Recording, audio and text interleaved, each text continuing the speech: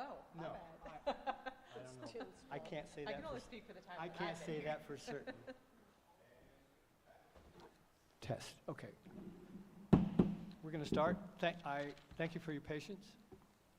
We have a quorum. So, anyway, what happened to the agenda? Somebody took my agenda. I'll loan you mine for a minute. Well, who Wait, took Thomas, do you have my agenda? Oh, you did? Oh, here you go, take that. That's okay, Thomas.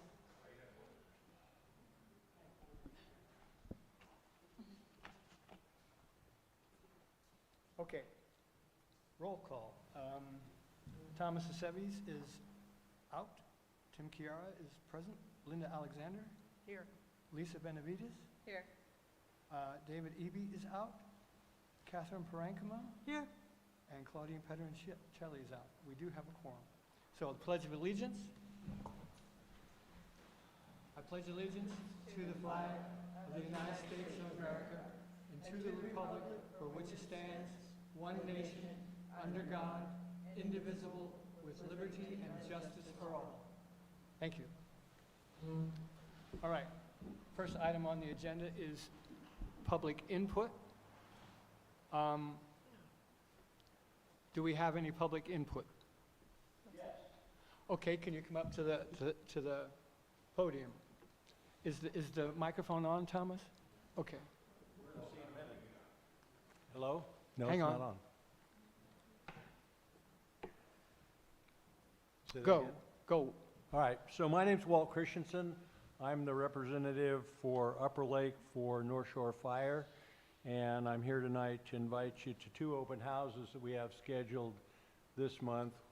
On the 18th, between the hours of 11 and 1 in the Oaks Fire Station, down there, 75. And then on the 25th, here in Upper Lake, Station 90.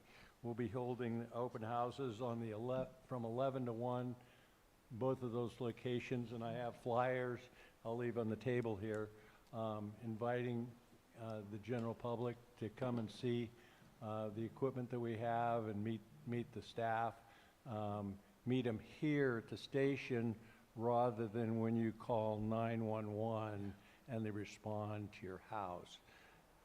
It'll give you a little bit of insight as to who we have. We've got a great crew. We also have a fuels crew that if you need brush and cleaned up around your house to give a dispensable space, you can contact our department in Lucerne and schedule fuels crew to come out and do some cleaning. So with that, I'll leave it back to your rest of your meeting. Thank you, Walt. Thank you. Is there any more public input? Mike Bell.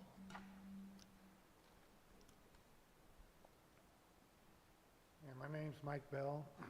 I have a house over here off of Pile Road on Hamilton Street and Johnson. I have property up both sides of the lot there. We have a problem with Cody Culvert. He's moving back into where he's been evicted. Well, that was with a court order. And he's been living in the trailer and moving his trailer around from place to place. In fact, even over off of Pile Road. And he just moved now back into where he had it before up there on the property he had purchased years ago, but it's illegal for it to be there. And we haven't had any,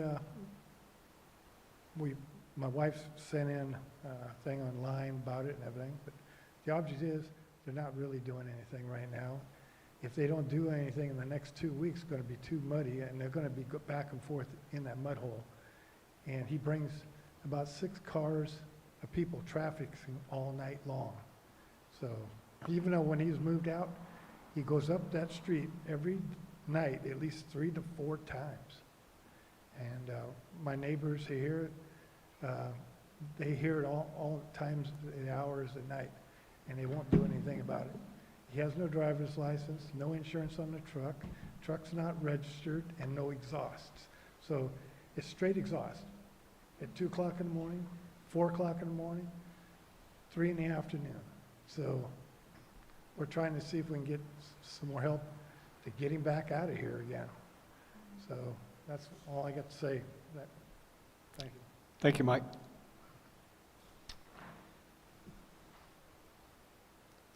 Okay, any more, ooh, that's a hot one. Any more public input? Can we ask a question? Can we ask a question Yeah, of, regarding the public input? can Like, we? can I ask BJ a question about what was just said?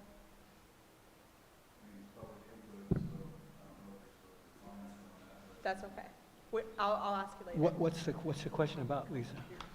About, maybe Oh, we can talk about it we can during the address Powell it Road. later in, okay. Yeah. Mhm. All right. So if there's no more public input, we are going to welcome Shannon Walker Smith.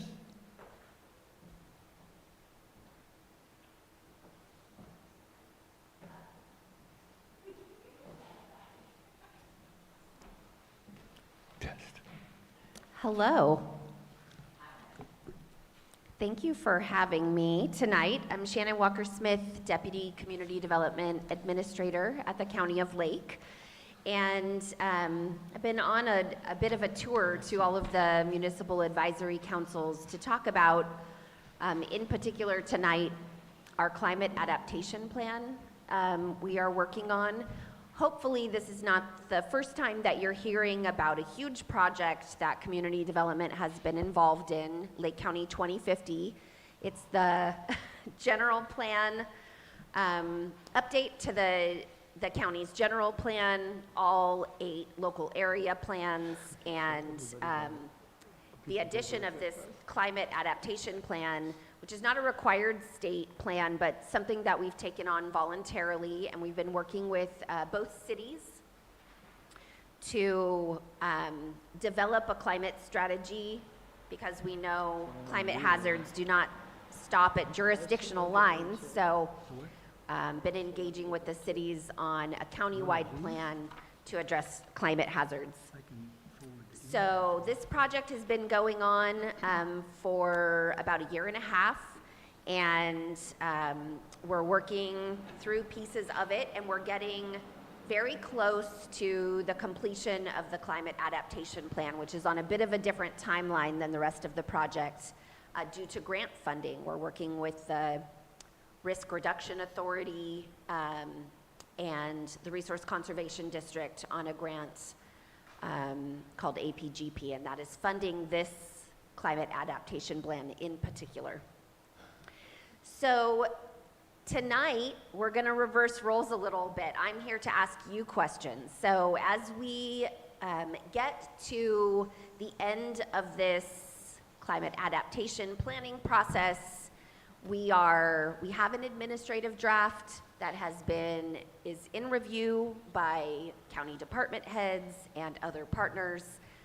And then we're doing this series of meetings, both with all of the municipal advisory councils, but also some stakeholder meetings, different stakeholder groups, all to collect your input and incorporate it from the admin draft that we have now. You'll see your input reflected in what will be the public draft that will take to the Board of Supervisors and both city councils for adoption. So we expect we'll be wrapping up all of this community engagement work that we've been doing in early November, and then we hope to have the public draft available by the beginning of December for additional public review and adoption. So this plan is based on a climate vulnerability assessment that was conducted by our consultant group called PlaceWorks. And the climate vulnerability assessment looked at 91 climate-related hazards that could potentially impact a community, and really looked at which ones were most likely to impact Lake County. And then the plan is to develop goals, actions, and strategies around these pillars of climate resilience. So looking at what things can we do to affect resilience and promote resilience in the county. So there are 3 questions that you have at the bottom of the handout. And really, I'm just going to ask the questions and ask for your input. And again, we're hoping to add this input into the next draft of the plan. So the climate vulnerability assessment looked at those hazards. It looked in particular at which vulnerable populations would be most affected in, what could be upcoming disasters, and also what community assets, including economic drivers like agriculture and tourism. And then it looks at what do we currently have in existence in the community to help prevent and prepare residents, and then also help with recovery, and then what things are still need development. So we're going to be talking about a little about both of those things tonight. I have a handy note taker in the audience, so just as I ask these questions, just raise your hands, and then we'll take some notes and add your feedback with the rest. So the first question is, Shannon, Yes, Shannon, can I yes. interject for a moment? Sure. I wanted to let you know that I have some responses to the questions from Betsy Kahn, Oh, great. and it's fairly Extensive. extensive, yes. So, Yes. I want to make sure they all get in. So, and obviously she has questions for each of your questions, or answers for each of your questions. Okay. So whenever you're You could ready. either just provide those and we'll take them with us, or you could read them aloud as we address each question. I would like to read them, Sure. so it gets into the record, sort of. Great. Okay, Okay, thank you. very good. So the first question is, what programs, resources, or services have been most successful in helping your community to prepare for, respond to, and recover from climate-related hazards such as wildfires, floods, extreme heat, and drought? So this question is really like, what's going well here around climate resilience?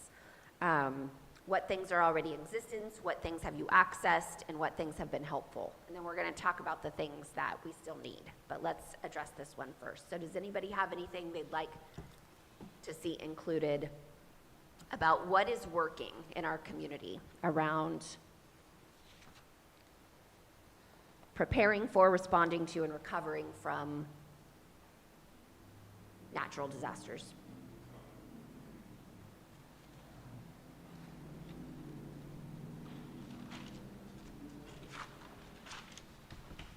Okay, thanks, it's on. Hi, it's Tom.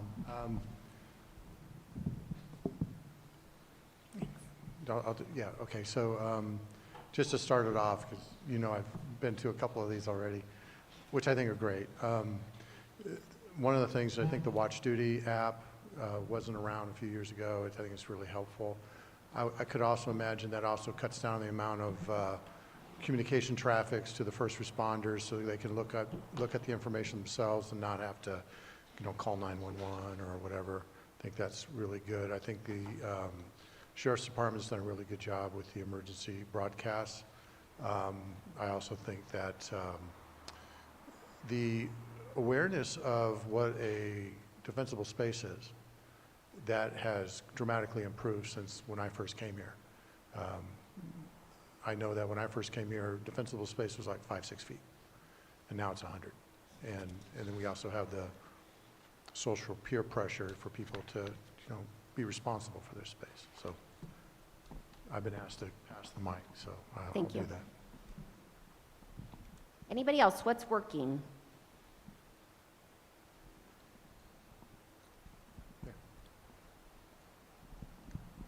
Well, one thing that's been obvious to me in the last couple of years is that the fire services are a lot quicker. When a fire breaks out, they're on it, and they're on it with full force to try to keep it as small as possible.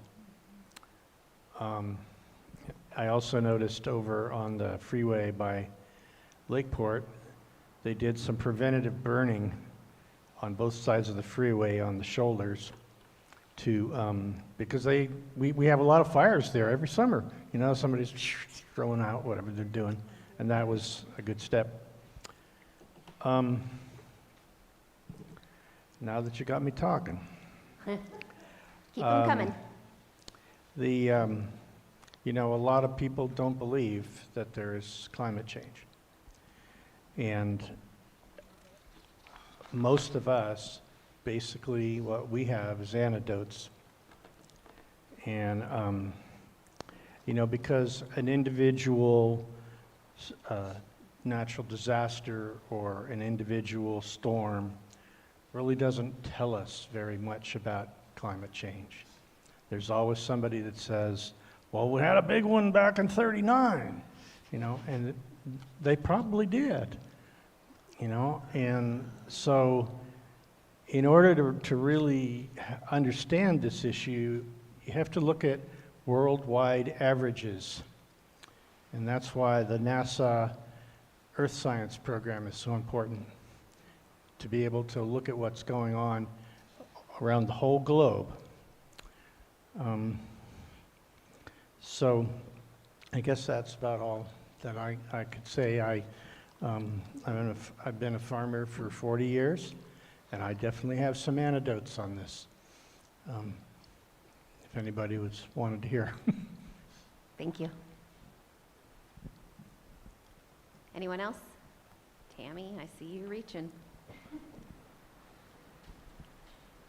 So I just wanted to talk a little bit about the resilience centers that we're developing throughout the county, and just talk specifically in our neck of the woods about the Arden fire. When that happened, the whole town of Lucerne was evacuated, and then they were able to repopulate, but it was 105 and nobody had power. So the Lucerne Senior Center was able, because of their solar power, to open up as a resilience center. And that's just one of the many around the lake, so. Yeah, thank you. Some good progress on those resilience centers. Anyone else for what's working, what you've accessed? Okay, we'll move on to question. Hang on. Oh, Yeah, oh yeah, you want to read Betsy's. Betsy, okay. See what Betsy had to say. All right, so, A, the Upper Lake High School campus has served as an official wildfire management center operated by the U.S. Forest Service since 2008 and has provided community services during wildfire and flood disasters over the years since. The Upper Lake Middle School served as a designated mass care and shelter facility during later wildfires, although not during the local ranch fire of 2018.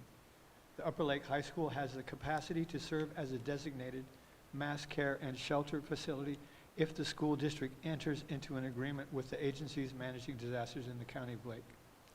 The International Order of Odd Fellows has provided community services for various local emergencies.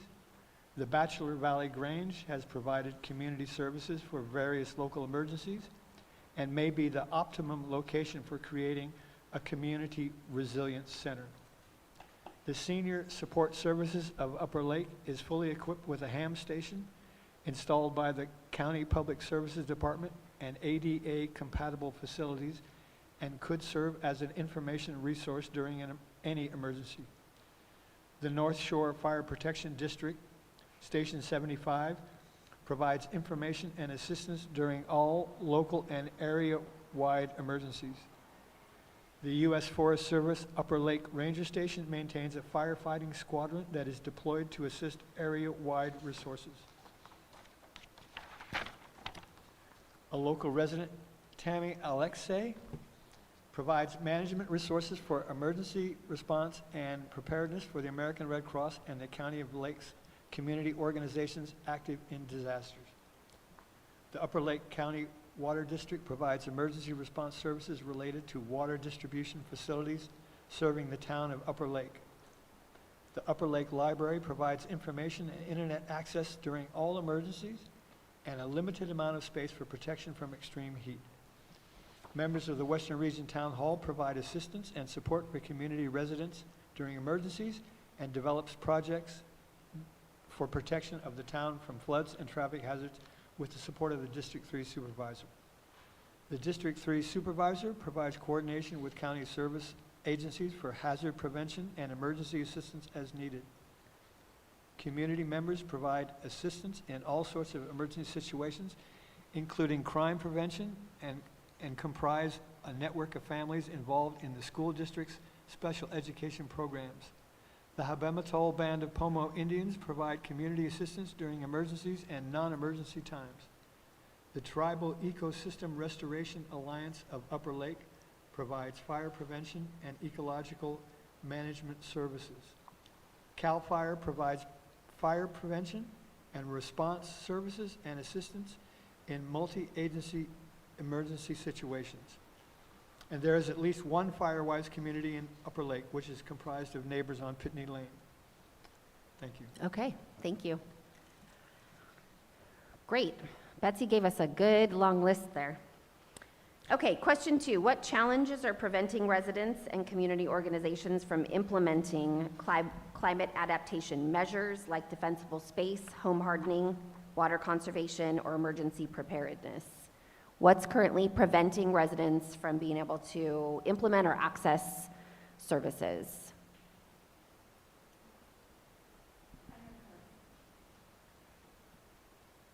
Tom has the mic. Yeah, time and money, yep, top of the list. Yeah. Technical support so that we have one place to go to get information. And then the concern, of course, is people that don't have access to Technology. things. Yeah, so information plus information for those who can't get it on the internet. Yep, thank you. I'm thinking just out where we live, a lot of people have trees that are over streets, and the cost of trimming trees is exorbitant. Yeah. So if there's something that could be put in place to help people, get that kind of service, it would definitely cut down on fireproofing. Yeah. Because, the fires will jump along the streets like crazy, so. But I know just our trees, we can't afford to have them trimmed back. So that would be really helpful. Okay, that's a good one, thank you. Another thing would be clearing the lots of people that, all Clearing about it. abandoned lots, yep. Another thing too is landlord incentives, because if you don't own your own house Yeah, and you're renting from them and your landlord isn't bought into climate change or home hardening or anything like that, you can't make changes to their house. You're Right. borrowing it. thank you, that's a good one. County air quality control won't allow people who have less than an acre to have a fire permit so they can burn brush. It's a real limitation. I have an acre, but they're not joint. And so I can't get a fire permit to burn the brush that I cut. I think I've heard that in another community, at another meeting, people saying that if you have multiple lots, you should be able to count that towards your burn permit. Anything else? What's preventing residents from doing this home hardening, defensible space work? Yeah. I'm wondering if the Hogback Ridge brush crew could be enlisted in those particular instances where they have both the equipment and the personnel that could basically monitor these small acre and sub-1 acre parcels with a brush fire. Yeah, I mean, that's a valuable resource for the community for sure. Hogback. I've got some. Tom, you want, okay. Oh, sorry. I was just going to add, Goodbye, John. just the roads, making them fire safe is really important. That's one issue. The other issue is communication. There's some areas in our community that don't have reliable internet and other resources. So things like Watch Duty, things like Everbridge, they don't hear about it. So some of the communities have sirens, back to the civil defense days type thing. Yeah. And maybe there should be that we need, I think from a problem statement is that we don't have, we still have pockets of lack of communication and warning. Yeah, thank you, that's a good one. Anybody else? Yes? Yeah, okay, yes. If nobody else, then Betsy. Okay. Tim for Betsy. Vegetation management in private properties is largely well-maintained, although traditional landscapes and established urban horticulture is common. Most housing was constructed in the 20th century, some prior to 1975. Construction standards suitable for inhabitation do not necessarily lend themselves to the types of fire prevention techniques recommended for new development. Water conservation is normal in the community, and the Upper Lake County Water District meets state standards for conservation and protection of the district's groundwater basin. Emergency preparedness relies on non-existent resources for transportation of disabled residents, lack of community resilience centers, absence of established mass care and shelter facility sites, and local community wildfire protection plans. County departments could improve their support for local prevention and protection projects. Thank you. Okay, thank you. Okay, yeah, go ahead, Tim. I don't know if we have people on Zoom. I just wanted to add, and it's kind of been said, but the vulnerable populations and the AFN needs, like especially evacuating and just not getting the word. And then I also want to say this, and I hate to say it now, but our hydrants here in Upper Lake. Okay, those are good ones. Thank you. Oh, one more behind you. I was thinking about fire safe, if the county would maybe support building fire safe communities, which would mean that neighbors would start communicating with each other. It's Yes. difficult to do that without having a common cause. For sure. Okay, last question. What specific actions could the County of Lake or the Risk Reduction Authority take to support resilience and adaptation efforts? This is where you get to tell us what you want us to do, the fun part of the night. What kind of actions would you like to see embedded in this plan that the county or the RRA would take? Yeah, go ahead, Margot. Thank you. Maybe this will spur some ideas. Since this is a plan of many plans that are being undertaken by the county and other agencies, it'd be helpful to have one plan, okay, taking a page from Lord of the Rings, one plan to rule them all. So we have a general plan that points to other plans and how they relate and how they overlay. For example, when you were talking about the Risk Reduction Authority, fire safe communities, and there's one other. How do they relate? I mean, how is an ordinary person supposed to figure this out? So in communications and in these various plans, speaking of the plans that were just recently updated, Office of Emergency Services, they just rolled out a new plan for emergencies. And then there is a wildfire evacuation plan. It's Lake Area Planning Council. Again, how do these all relate, and is a normal person going to be have time to figure all this out? So that would be helpful. Some kind of roadmap to navigate through the plans.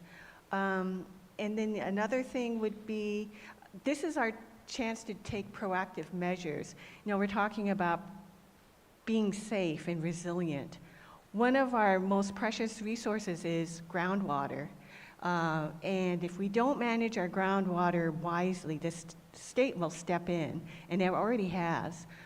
Big Valley groundwater basin is under state monitoring. So we'd be better off if we took better care of our groundwater.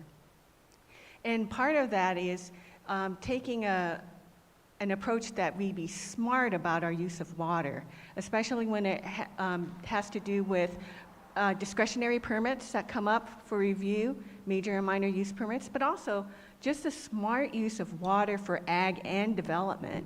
Just bake it into the general plan, that's our expectation, that we be smart about water. And I think That wraps it up. Thanks. Thanks, Margot.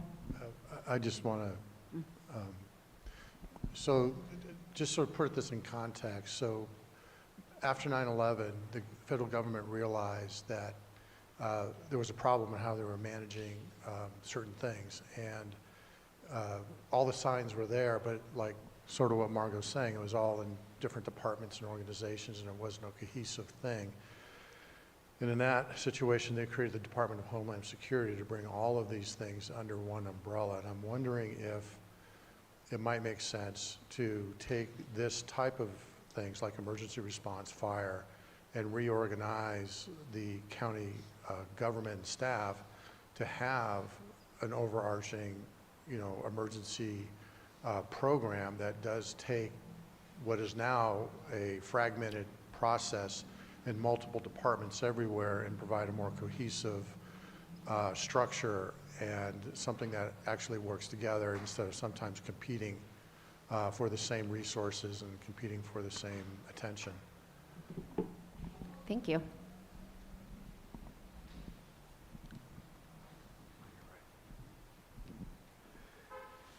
I'd like to see the county start doing more maintenance on the roads by cutting brush. I've seen them out there with mowers, but it seems like they do one area and they never come back to finish it. Elk Mountain Road, they go up to Pitney Lane, they turn around, and you don't see them for 4 months. They could start managing their schedules a little bit better. I'm not going to get into Pitney Lane problem, but I mean, if we got the brush off the side of the road like they did on 29, that would stop a lot of chain fires and cigarette butts and whatever else causes them. But like I said, you see them, I mean, it'd be a nice time right now to start mowing, but they're over in Kelseyville, I guess, doing paving, or what I see on social media, they started the paving back up. So that takes the whole crew out of Upper Lake. And I know they don't have good staffing, but not as in performance, but employees, but they're going to have to start doing something on a regular schedule, so thank you. Thank you. I have a couple thoughts, and forgive my ignorance if any of these already exist, but one of the things that might be really helpful is a toolkit for community organizations or local communities or town halls like this, or how to create a safety plan, like step by step, like what questions do you ask, what things do you need to include, what resources should you have that could be available to be distributed to those that would like to build one for each of their local communities. I also wonder if there's a way to have almost like, I don't even know if it exists anymore, but like how we used to have the junior firefighters, which are the volunteer firefighters, where we empowered citizens to join efforts to help with wildfire. Can we do that also for levee maintenance? Can we do that for brush maintenance? Is there a way to create local community action? Because I understand that the county has very limited resources, so maybe we can put some of that power and ownership back in the community's hands, where many of our community members have even been asking for it. Right. So thinking that would be really, I think, great. And having like workshops or quarterly workshops or something that you could, if you're a business or if you're a community organization, you can attend and ask questions and get perspectives, or even maybe quarterly trainings. Like I know one that I haven't seen in Lake County, but I have seen in other areas, is active shooter trainings. Like what happens if there's a mass shooting event, or if there's like some sort of violent attack, what do you do? And I think that that is how we prepare our communities. If there is a fire and you didn't catch it on watch duty, what do you do? If there's a flood, which is a big concern for Upper Lake, Right. if there's a flood, what do you grab? How do you do it? If you can't get out of your house, what do you do when you're in your house and there's an active flood? I think that would be a way to really empower folks that live in the communities Yeah. to be safe themselves. Those are really good suggestions. Thank you.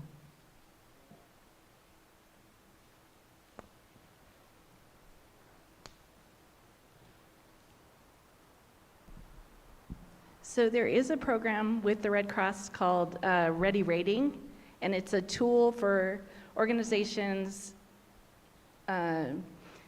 businesses, schools to gauge their readiness. It's called Ready Rating, and you can just Google Red Cross Ready Rating. And then I just wanted to add programs like the home hardening program in the Rivieras. That's a pilot program, so we need it throughout Lake County. Yeah. And then also more programs. I know prescribed burns was mentioned, but to enhance those programs. More prescribed burns, more home hardening.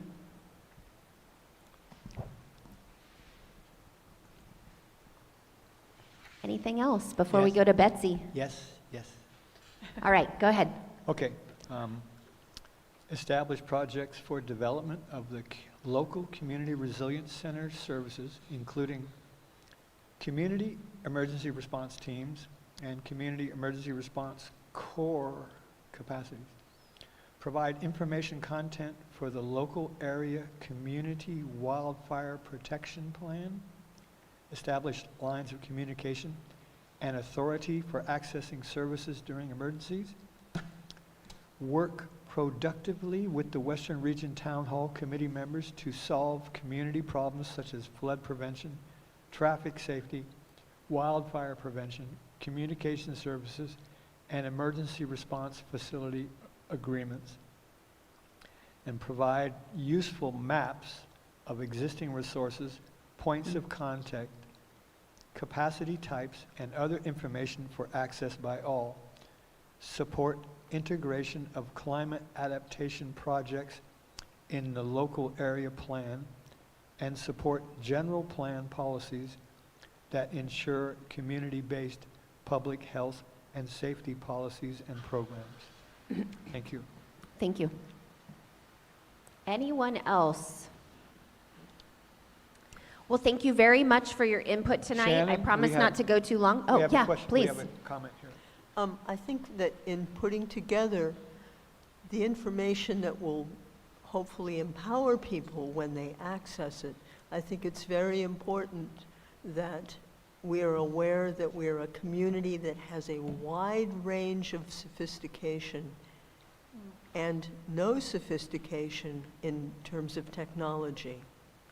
And I think it's going to be very important that there be a really quality graphics project that integrates not just the one overlaying plan that references the others, but that there is a visual continuity as they fit together. Because we have people who, the reason I wear my glasses on my head now is that I need to drop them down so frequently, because so much that comes in instruction or guidance is of a font that is really difficult to piece together and to cipher out. Okay, And thank you. in 15 years, I don't know what the white and red cane will do for me. But I realize, Like this one? like that one right there, yeah. Like this. We have a population of great diversity. There are people who are very sophisticated and they have Starlink. There are people who still operate on dial-up. There are people who have no dial-up, no computer service. So you can imagine how frustrating it is when you have a phone issue and you use a neighbor's phone to call in, and you are told by the phone service in a recording to please go online and file your complaint. Yeah. This is literally a disenfranchisement of a whole population. Thank you. Yeah, those are good ones. Okay. I'm going to give you the rest of your meeting back. I promise not to go too long. I've gone a little bit longer than intended. Thank you so much for being here tonight and for your input. Hope that you'll see your suggestions reflected in the public draft of the climate adaptation plan, which we should have out beginning of December. Thank you so much. Thank you, Shannon.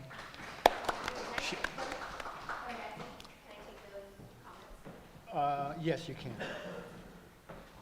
There you go. Thank you. You're welcome. All right.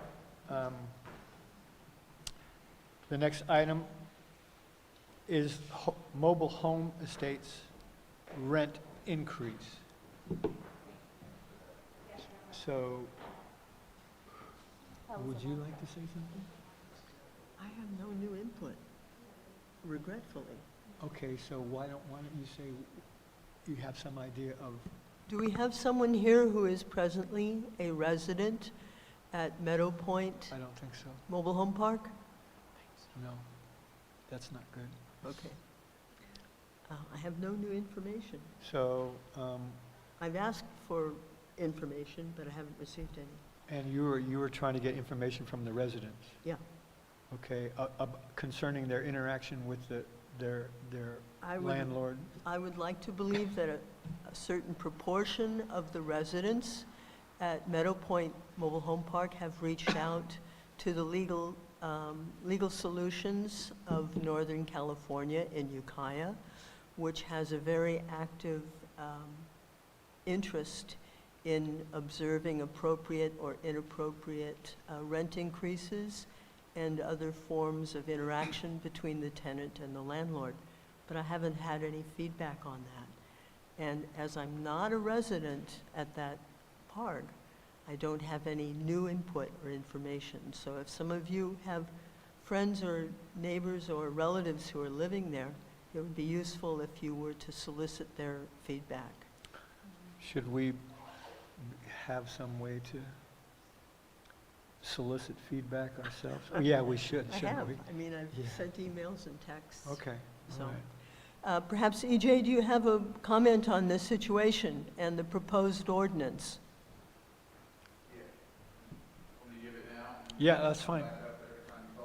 Oh, well, So, yes, we have a meeting with the park owners, and following that is where we'll move forward with the ordinance in general.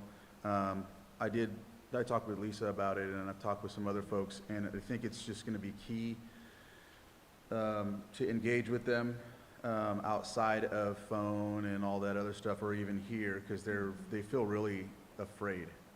And so I've seen a lot, well, I haven't seen a lot. I don't usually go on to social media anymore. It's more negative than anything, but it comes to me still. So when I get it, I notice there is people that are concerned, and they're usually advocating for somebody. But either way, I think it'd be more ideal to engage with the folks that live out there, basically by, what do they call that? Canvassing? Yeah, canvassing. That'd probably be the most ideal way. So I probably will be doing that within this month as well, because that's really the only way to get in touch with, without fear, so I think that's gonna be the way to do it. so, yeah. I was actually going to recommend something similar because I've also attempted to reach out. There have been multiple Facebook posts. Everyone is posting anonymously. And when you say, hey, I want to help you, can you reach out to me via DM? Nobody wants to because they're scared. Right. So I was going to volunteer. I don't actually know anyone personally there, but this is, I do feel strongly like this is unjust. And so I will volunteer my time to door knock. If somebody would like to volunteer with me, somebody who maybe knows some participants or some residents there, I'd be happy to door knock and Let's see what we set can up do. a date, and then whoever wants to join us can, and we'll just start at one end and the other end and meet in the middle, and Like just sort of get do what a we mass can. canvas sort of Well, thing? As many- I'm prepared to jump in with Lisa. Oh, perfect. It's And very. me. It'd be us three so far. Each is like, I said it first. But No, you said it first. I think it's a great idea. I want to do it in such a way that it's a matter of gathering hard data and basically documenting the different slights, and oversights and overstatements in terms of having a record of it. And if indeed it has been suggested to me that some persons at Meadow Point have reached out to legal support, I don't want to get between them and whatever that legal issue is. So we need some feedback to know who's pursuing a legal alternative, because there certainly are some that are very valid. But as a non-resident and essentially a public busybody, I don't have any place to do that without some additional guidance. Right. So I'm, as you know, Well, see, and EJ, that's where, like, at Earth, we have the group that's at Lake Village Estates, and they're pretty vocal, and they invite me right to their clubhouse, and they're right in the Boa Vitas, you know, just challenging them, which is a little different. Here, I don't think they necessarily have that, like a, you know, what do they call that, a collaborative room that they have, like, over there, and they don't have. a tenants Yeah. association. Yeah, basically. Well, they just all congregate there, and they have like some sort of facility, and they have an on-site manager or on-site person that works with them directly.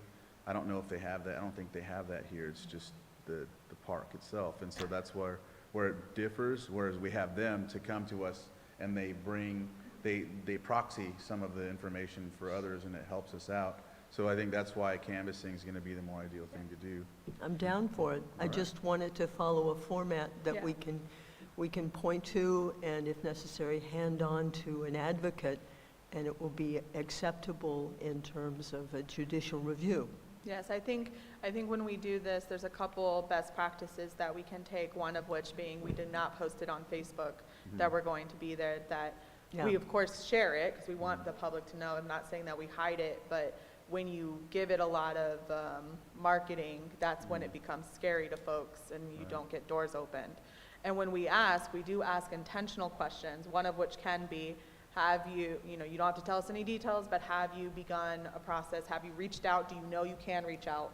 But then also, I think for you, Supervisor, it might be really helpful to know regarding this ordinance, do we have individuals that are now thinking they have to leave, or that they have to sell their place? Or do we have folks that are really facing housing insecurity from this? Because the reality might be, maybe some folks are fine with what they have, and maybe some folks are, truly scared. So that's where we can say, we're just asking questions to test the waters, to get a temperature check. We're not trying to tell them they should go to So, but legal or anything. could we, like, develop a standard list of questions to ask everybody, Yes, I think whatever we ask one, we need to ask all. I Yeah. think it should only be, a handful of questions, because you don't want to be like, Yep. 20,000 questions, but just maybe 2 or 3 questions. I'm happy to put together some and send them to you, supervisors, see if it meets what you were trying to gauge, because ultimately it's information for what you're trying to do. Right. Yeah, and we've kind of went through some of it with the other group at Lake Village Estates, so it's very similar type of concerns. Is it the same owner? No.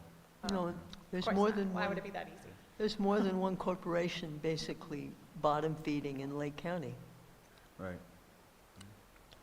Thank you, Supervisor, for being willing to canvass and hit the streets with us. Right. Yeah, of course. So- That's why I presented the whole deal. I know that Windsor has just passed their ordinance, and a lot of groups are actually pulling out.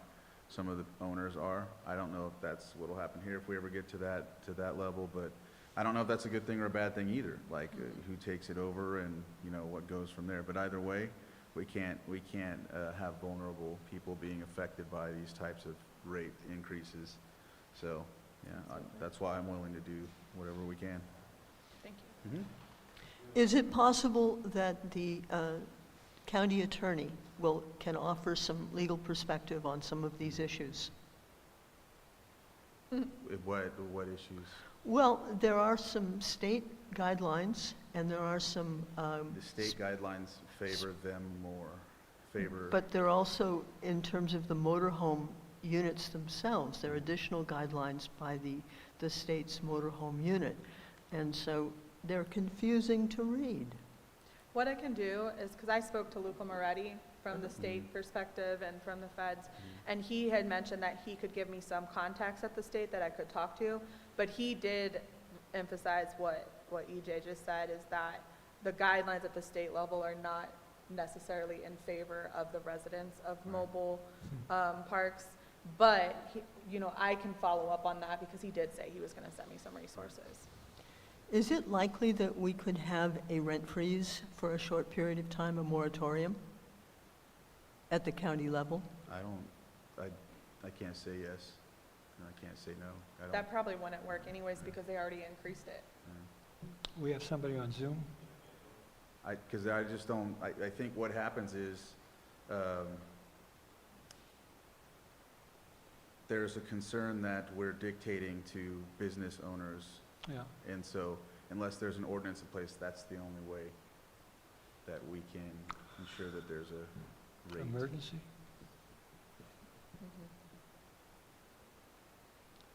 Go ahead, come on.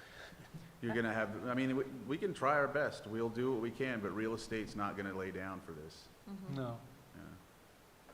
Because real estate is tied to it, even though it's park owners.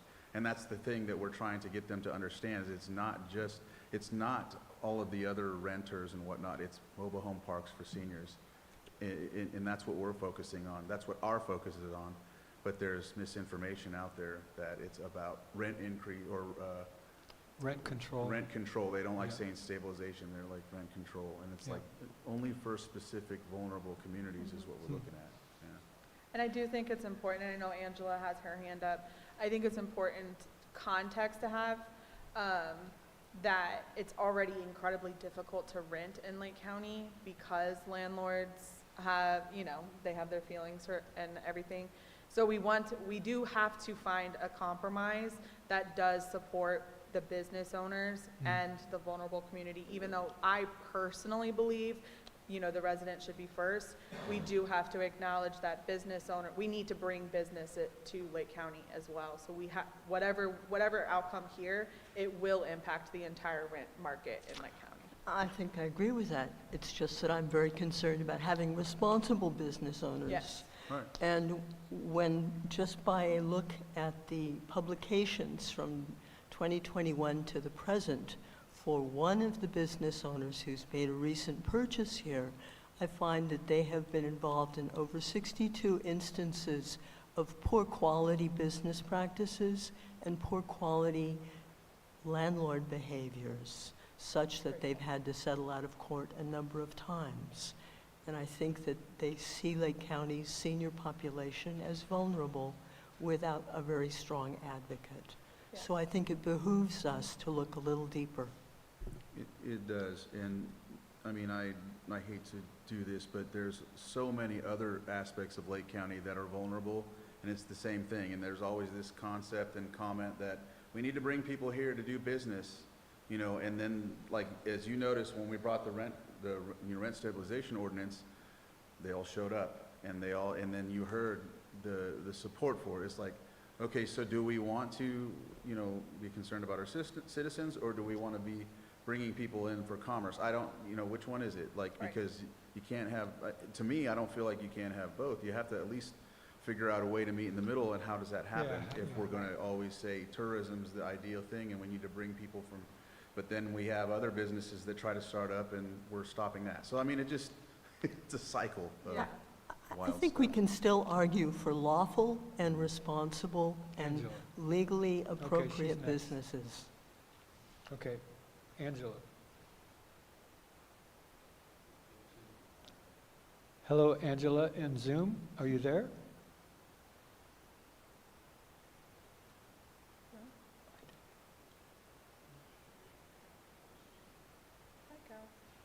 Are you muted, Angela?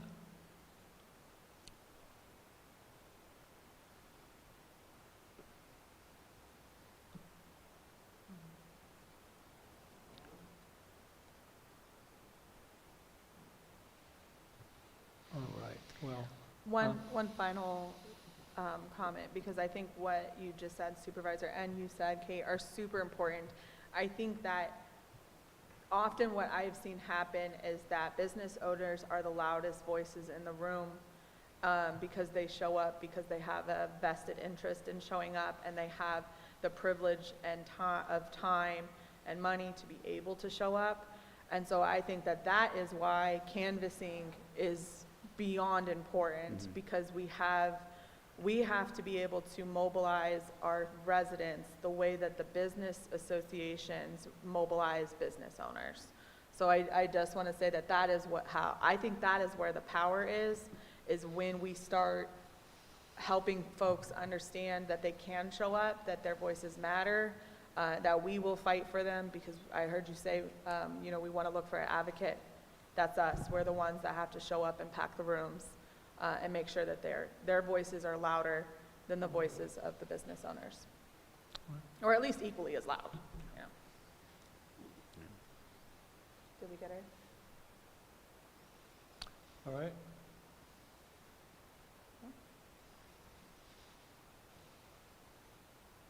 Okay, so we will, okay, so what are we gonna do? We're gonna do this canvassing thing. How are we gonna organize that?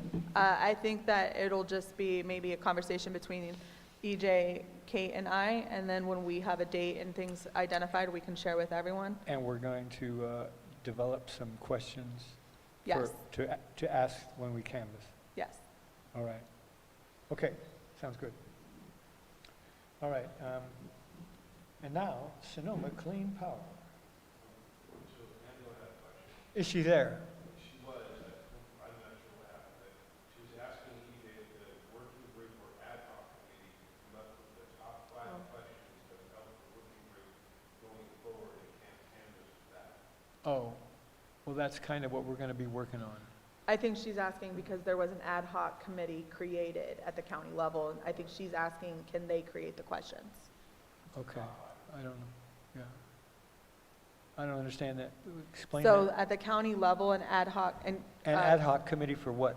for the rent conversation. Stabilization thing? I don't know what it's called, but I know the housing department of Lake County is involved in it. But it is something on the county level. It's at the county level, Sorry, EJ. getting his steps in. So it's a group of people, I don't know, yeah, it is an ad hoc, because that's what, so it's myself, Social Services Director, Community Development Director, and our Housing Administrative Office Housing lady. Lisa is her name, and I think there's a better name, a better acronym, but she works in the admin office. You know, I can get those questions. I can get them ironed out. We don't have to meet to do it. I don't want to stall the process. That's why I don't want you guys to have to vote on questions, because then you have to wait till next month. Right. There's already enough input and out there saying there's not enough action on things like this rent stabilization ordinance and other things. So I don't want to slow anything up. So I'll get questions from a couple of them and then push them out to you and Kate on an email, and we'll just go do it. So my goal is, so next meeting we have information, and Yes. and after I have our meeting with the ad hoc group, with the other group, we can have better information for the next meeting. Thank you. Okay. All right, I've been reminded that I skipped item 2 on the agenda, the minutes, approval of the minutes. And I just wanted to ask if everybody's looked at the minutes? Yes. And would someone like to make a motion to approve both months, August and September? I so move. And is it- Second. Okay, all those in favor say aye. Aye. All those opposed say no. All right, thank you. All right, so now we are on to Sonoma Clean Power. And this is basically, we're talking about whether we're for or against it? Is that the idea? Yeah, so I asked Thomas for this action item because I attended the September 30th meeting for Sonoma Clean Power, and I personally have some significant concerns. And at that meeting, there were multiple members of our community who expressed similar concerns. I know that the Earth,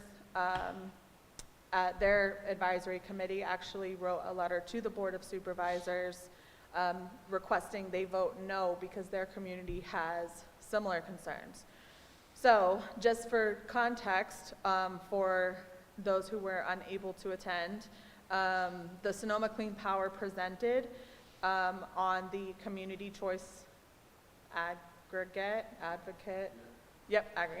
And some pros that they have presented were that they could potentially, it's clean power, it's cleaner power, and they could potentially lower rates, that they have advocacy programs so that if you choose to participate in it, or if you don't go in and say you don't want to do it, then they can help, are you on the right rate plan? Are you are you paying what you should be paying, or what are the discounts and all of that. So they also shared that they have significant engagement in communities. So they've shared in other areas that they're in, that they help with schools, that they do internships and work experiences and job shadowing, and information about clean power in general. So those are all some really great things. The concerns, or the other side of it, is that it is opt-out, so every person in Lake County who does not say they do not want to do it will automatically be enrolled, whether they are informed or not. That they cannot actually guarantee that rates will be lower, although typically the rates are lower if you're on Sonoma Clean Power. It is PG&E's grid still. PG&E still provides the lines, so they cannot decrease outages. They can't decrease the public shutoffs or the public safety shutoffs or anything like that. And they don't have any improvements on the grid because it's still owned by PG&E, so they can't decrease the number of outages. In addition to that, right now it's a 13-member board for across 3 counties. And if Lake County decided to join it, we would get 2 seats, one for the municipal areas and one for the cities, although I do know that Clear Lake has voted it down, so I don't know if that would just be for Lakeport now. But that means that Lake County would have a 15% vote in general. And really what that means for our communities is we'd have 1 vote on the board, because it's no guarantee that we in the cities are gonna agree on everything. The big ticket thing, and I am not the expert here, but the big ticket thing is the geozone, which is attached to this. And for the geozone, it's essentially, and correct me if I'm wrong, it's essentially like an exploration of potentially building a power plant in Lake County, generating power through our geothermal energy. We have a significant amount of geothermal energy. This power would be generated by Sonoma Clean Energy, and they would own it, right? And it's clean energy, which is good, but there's a lot of questions about what does that look like? Where is it gonna go? What is the county gonna get from that? And so really, the biggest concern that I saw is there's too many questions. I did share this, that I personally believe that we are being asked to sign a blank contract without reading the fine print. And when that was shared, the feedback was like, well, we can plan after, we still have to go through the major use permitting process. We still have to get all the approvals through Lake County. I think that we know that's still a giant question mark, right? Like at the end, the question was asked, what if the whole board votes that they're gonna do something in Lake County, but Lake County doesn't want it? And from my perspective, they brushed us off and said, well, that's not really gonna happen, because then Lake County could just decline the permits. I think that's a risk. That's a big, significant risk. So what I have, one last thing, and then I'll get to where I would like us to go. I know there's some other comments on it too, but the other thing that was of significant concern to me is how they spoke about the community in the meeting. There was some comments that were kind of like, well, if Lake County residents aren't into clean energy, then maybe it's not a good fit, and that is not the issue. That was never the issue. There was also a question about whether or not the tribal community was included in the planning process, and they were not. And they said that they would reach out to the tribes in 2026 after the decision has already been made.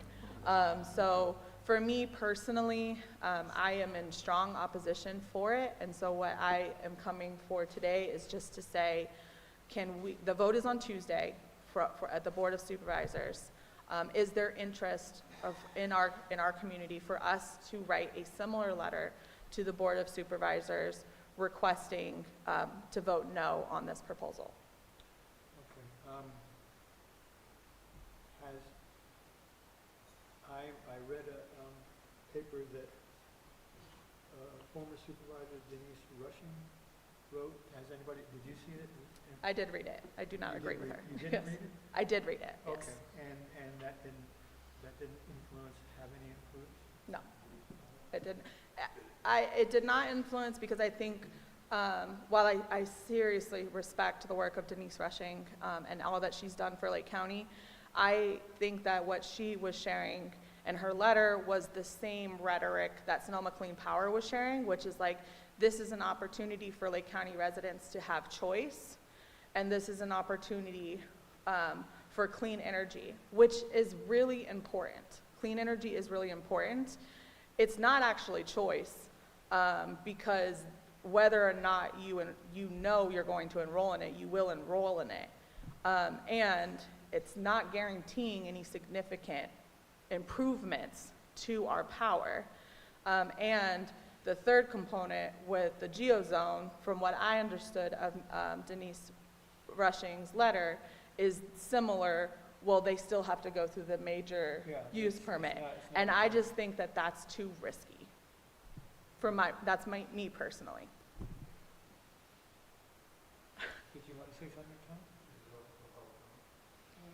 I think you could say something if you want. I was like, please, because he's the expert. And please correct anything I said if it was inaccurate. Good evening, Tom Lasik. First of all, I'm not an expert. I'm smart enough to know that I'm not smart enough to know. I just wanted to share a couple things. I've been attending just about every meeting that Sonoma Clean Power attends, and several that haven't. Since the last meeting when this was discussed, I did attend the Big Valley meeting, and the supervisors did bring it up, but there was no discussion amongst the, very little or no discussion amongst the community there. I did attend the math meeting, and there was quite a bit of discussion. In fact, Margot presented something towards the end. I do encourage you to take a look at that. I think it would be fair to say that the math community there was shared the same concerns that the Earth community did, with too many unanswered questions. This is a big geozone. A couple things. The representation is certainly an issue. Sonoma County has, I don't know, 11 out of the 15 seats or more, and we would only get 3, even though we would have a vastly larger geozone. So it's almost like we got all the resources, they got all the population. Does that seem equitable? You know, it's our power. I think the other thing was the hard sell, that this is our last chance to get a good deal, was a little bit, I think, too, it's a hard sell. So I did talk to Denise Rushing about it, and I think she's trying to do everything that Sonoma should have done in their communication to the community. So again, I encourage you to take a look at the math, the Zoom on PEG TV. It's a great program they have there, and it was towards the end of the meeting, so you can just fast forward or skip to the end. What was that meeting date for? That was last Thursday. Yeah, and the other thing, you know, we talk about green energy. A couple things to keep in mind. California's on a path to go to 100% clean energy anyway.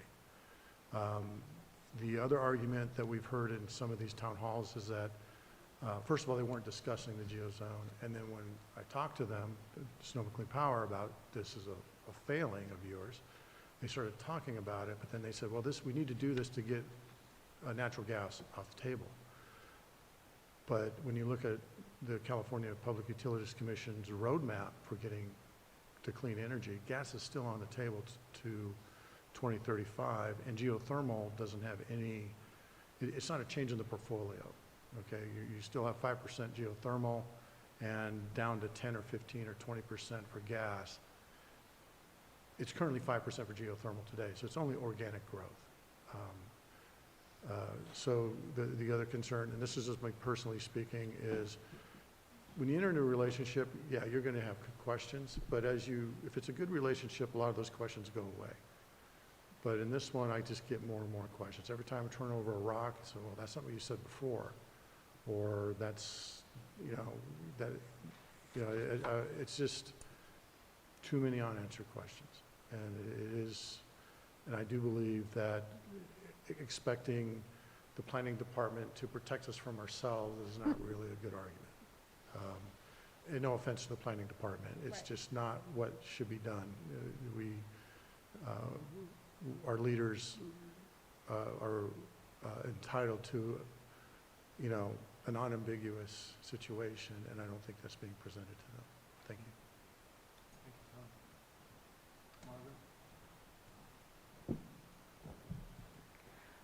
Hello, Worth, Margot Kambara. I have a few thoughts I'd like to share with you on Sonoma Clean Power. It boils down to a decision on two parts. On one hand, you have choice, they say, on the source of your clean energy. Okay, that's great. Can't find fault with that. On the other hand, what they're not talking about is the land use question.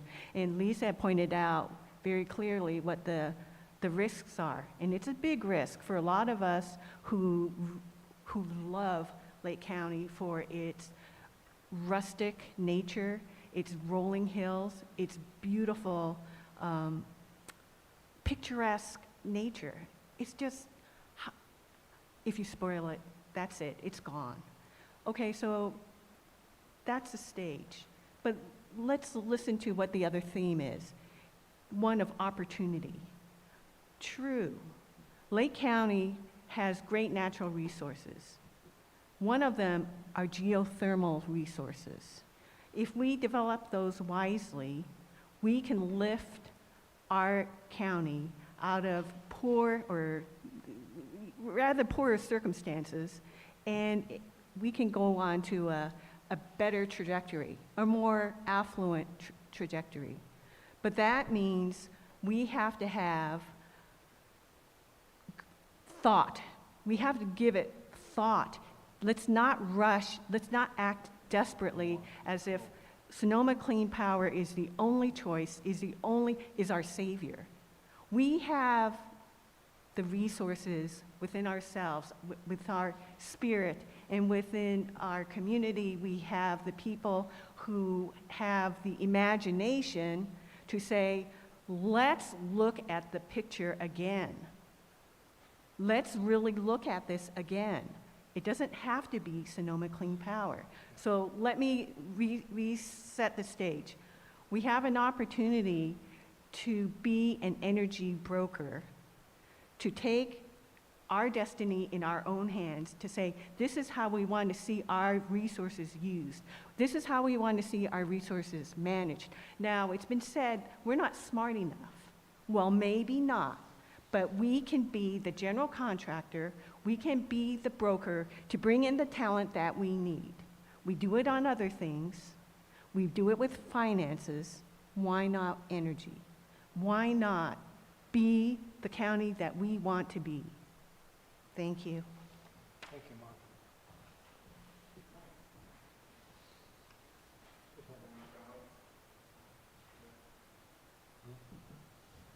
Oh, I said yes.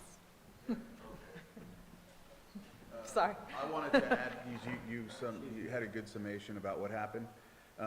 And what they had said about the tribes is that the CPUC or the state, one of the two, had never put that into perspective when it came to the tribes. So basically, the decision that the county would make would be for the tribes. And so I know that a lot of folks didn't feel comfortable. I think that's one of the reasons why Clear Lake decided not to vote the way not to go with them.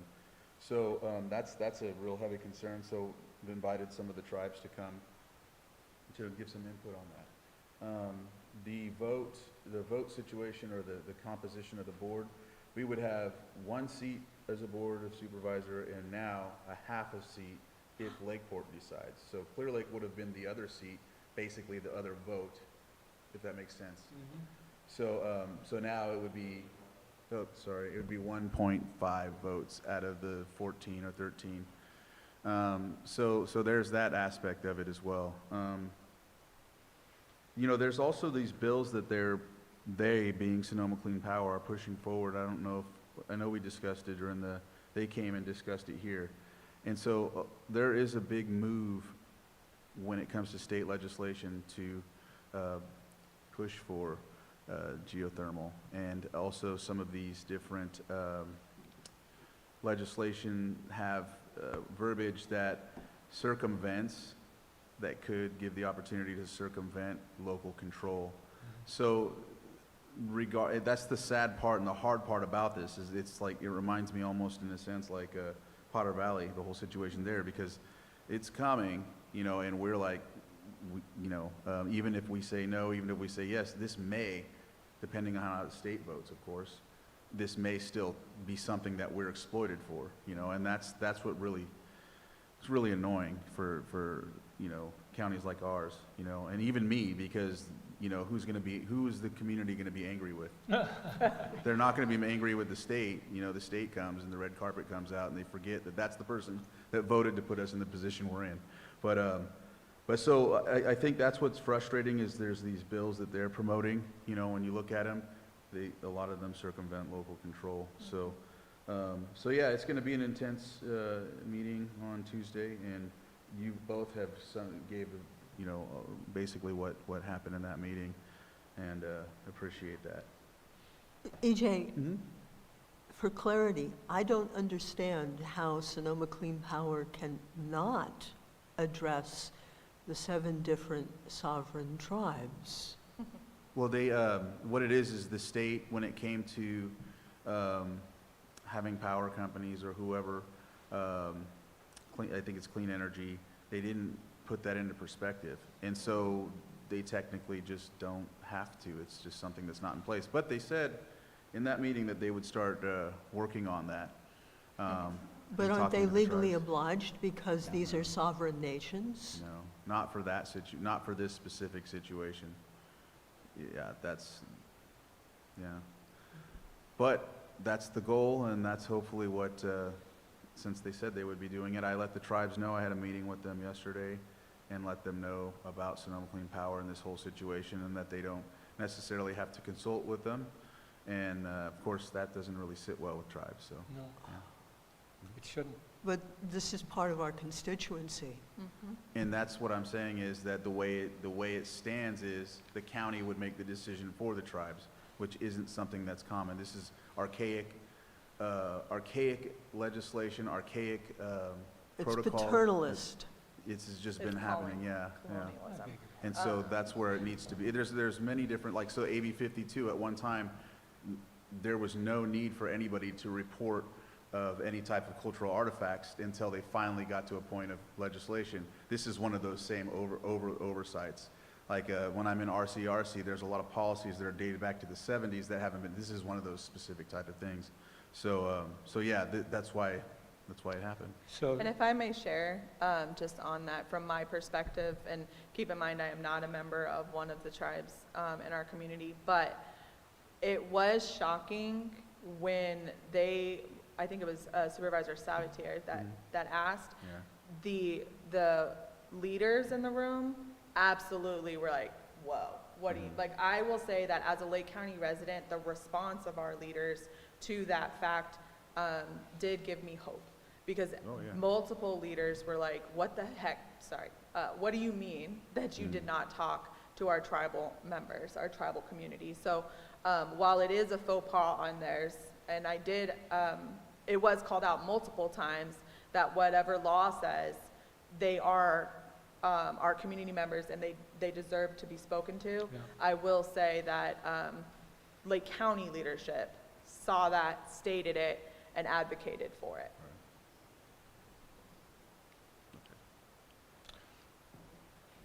Tom, last one. Good evening, Tom Lasik again. I just want to, there's a couple things I did for you. One was definitely the tribe.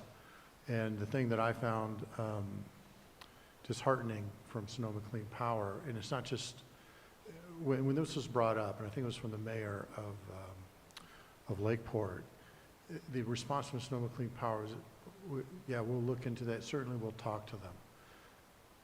That's not a seat at the table, all right? And so, yeah, we'll talk to them, it has to be more than that. This is part of these are our neighbors, this is part of our family. The other thing is that when questions were asked, such as considering Potter Valley and Lake Pillsbury, they said, well, we're open to discuss anything. But we know that they were already instructed not to touch Lake Pillsbury, Potter Valley. If you listen to their own board meetings, the board instructed their CEO not to touch it. They even called it a hot mess. So to tell the leaders, yeah, we're willing to discuss it, when you know that the answer is going to be no, that's that kind of I don't even know what the word is, but it's disingenuous. And so this raises more and more questions.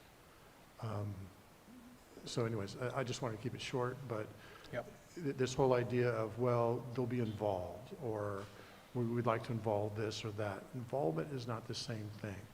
There's representation. Yeah, We no will talk to them after representation, you or a agree. true seat at the table. And then the other thing I think what Margot had pointed out is that we have an opportunity to get and change the whole dynamic from being someone that consumes power to someone that actually sells power. There are models where we don't need Sonoma Clean Power and still get the benefit and actually get real rate reductions. You know, it doesn't make sense for us to buy our own power from Sonoma Clean Power and have them sell it back to us. There are ways that this can be done, and other communities are doing it. So the argument that, well, this is your last best chance, I don't think that's true. The other thing I've heard from Ms. Rushing, who is an amazing lady, and I have a lot of respect for her, is, you know, if you know, do you want Shell to come in, or Exxon to come in, or you know, some other company to come, or do you want Sonoma Clean Power? As if they're the one. Well, we're in a position where the county can decide who the heck they want to come in, and we can change the dynamics, and also to protect the county from some of this stuff where people, you know, the legislation that Chair Crandall mentioned, doesn't have to be the way that it's been presented to us. Thank you. Okay, Tom, thank you. All right, so what are we going to do? What's the deal? So I move that the Worth Council sends a letter to the Board of Supervisors requesting that they decline the proposal from Sonoma Clean Power. A letter of concern. A letter of concern that requests they decline the proposal, Based upon the issues that were raised. based on the issues that were raised. Can we put that together? I can write it. Yeah. Yeah. But is this going to be something we email or we take to present at the meeting? So I haven't looked at the agenda. I am traveling from SAC, but my hope is that I can make it to the Board of Supervisors meeting that Tuesday. Yeah, but we can't. But we will definitely email it. We will email it before. My thought is I could draft it up, send it to the Worth Council for review, and then we can send it to all of the supervisors Okay. and the person that manages. I would think that would at least be okay. That would be pretty good. But like, what kind of tone is this going to be, this letter? We're going to say, you guys better, or, you know. No. What I request that we would mirror the Earth's letter, which was very respectful. It says, you know, on this date, Sonoma Clean Power presented. We also had community members at the September 30th meeting. Okay. These are the concerns that were raised. As a result, you know, the Worth respectfully requests a decline at this proposal for future discussion at a later date. All right. So we have a second? Yes, absolutely. All those in favor say aye. Aye. All those opposed say no. All right, so you're going to do that Tonight, when I get home. Immediately, yeah. Yeah, when I get home. Mhm. Okay. Pour a All right. glass of wine first. No. All right, okay, the next item is, I know it's a bit late, sorry about that. This is an update on the Board of Supervisor presentation that we presented last, I don't even remember when it was. I wanted to thank Thomas Aceves and Lisa Benavides and Claudia Pedroncelli and Dave Hendricks for help being there to put that presentation together and for doing it. And I think we did well. I was pleased with it. And Kate, thanks Kate, she was there as moral support. Julia Carrera. And Julie Carrera, yes, I forgot, sorry. Oh, she'll probably ding me for that. Sorry. Thomas and Margot. Well, yes, okay, and Thomas and Margot were there as Support. friends of the council. Okay, and we had some nice comments from the supervisors, and I just wanted to thank everybody again. Okay, so the next website update. The website is almost ready to go live. We were going to show you tonight, but just because of time and presentation power, we will present it at the next meeting, but it does include the edits that we talked about at our previous conversation, and I do want to just thank Angela and Holly from The Earth who have helped me learn WordPress and really made it beautiful. So it's just about ready to go live. I think it's going to be a great resource for our community. So is this, are we going to be able to have a look at this before it goes live? Absolutely. Okay, so you'll give us a private link sort of thing? That's usually Sure. That's usually what you do. Yeah, so what I can do is I can just send it to the council. I'll ask Angela and Holly how to do such a thing, but I'm Yep. sure it's doable. Well, it's like... I can also just send you pictures. Yeah, I mean, you can, generally speaking, you can see the website before it gets published. Right. Okay. I can.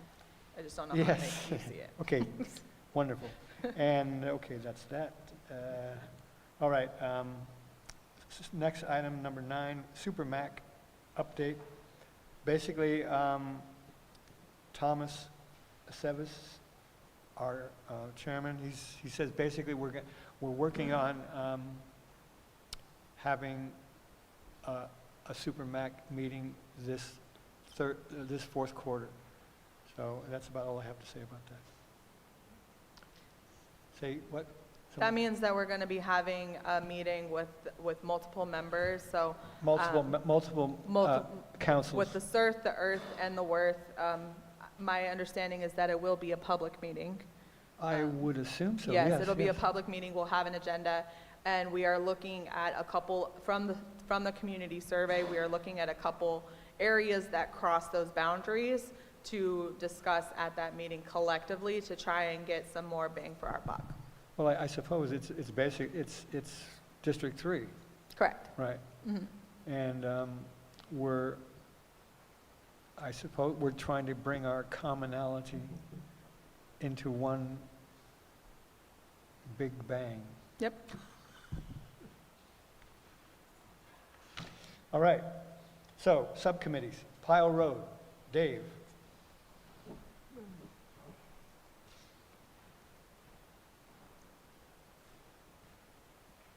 I'm Dave Hendrick in the Pile Road Subcommittee, and we had a lot of excitement.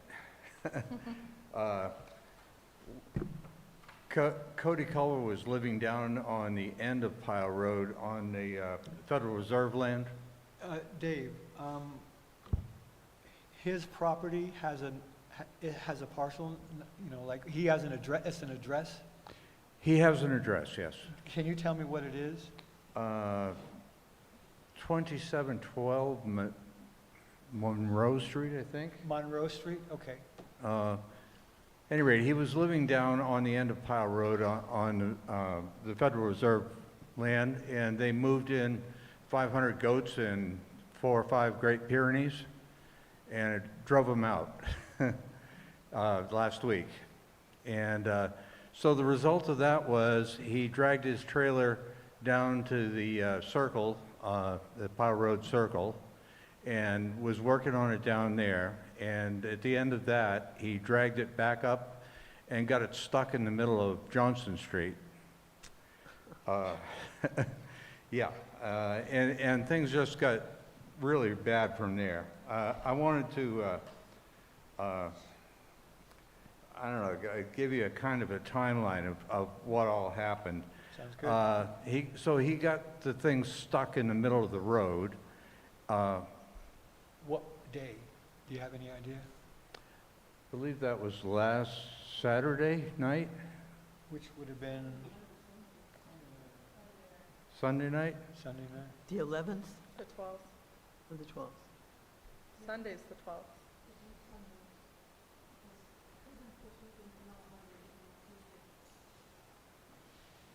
So last. Not really important what day. I can fill Well, you, it's I just- can fill you in on a But you timeline. said this last Sunday, Yeah, which would have been the 12th? Yeah, I just want to get like, is this happened on the 12th, this happened on the 13th? yeah. He left a big pile of garbage, probably 2 pickup truck loads down where he was. In the circle? And they left a trailer there, but it's gone now. I went down today to see if they'd hauled that other trailer out. But I don't know if it's his mother or his sister that was living in one of the trailers, but there were 3 trailers down there. And they left quite a lot of garbage down there, after having a bonfire too. They had a big bonfire the fire department came and put out, and they burned up a bunch of trash there. At any rate, yeah, let's see if I can get this. I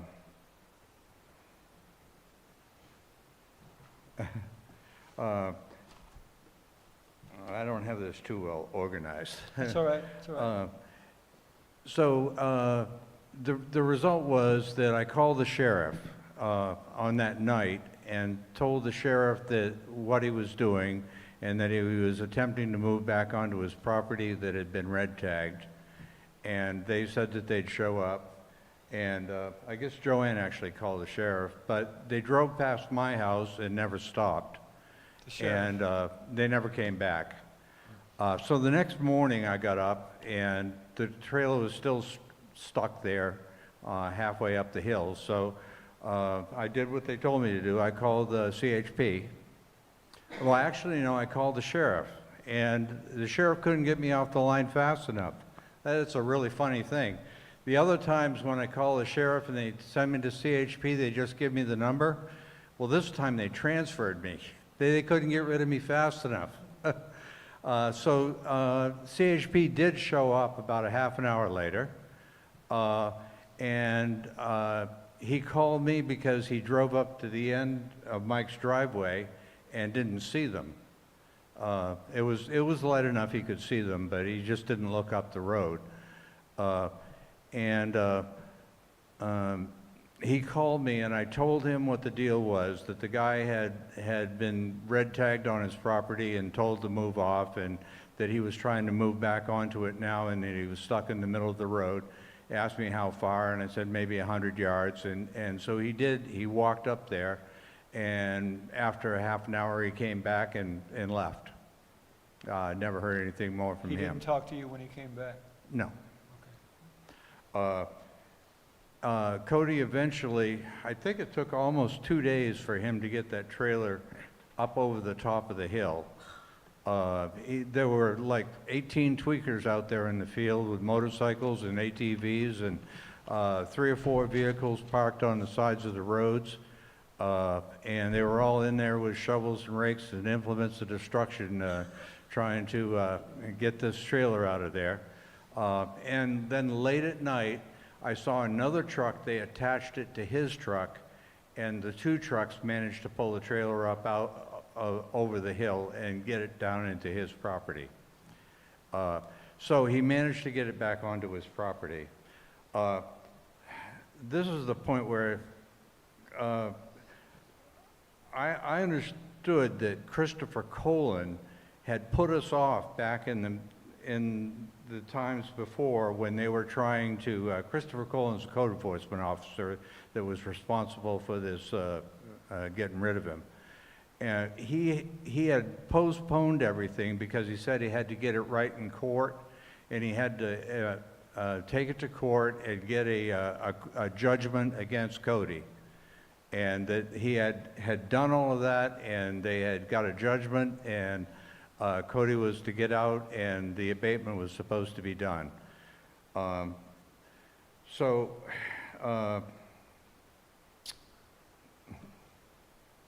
that was another thing.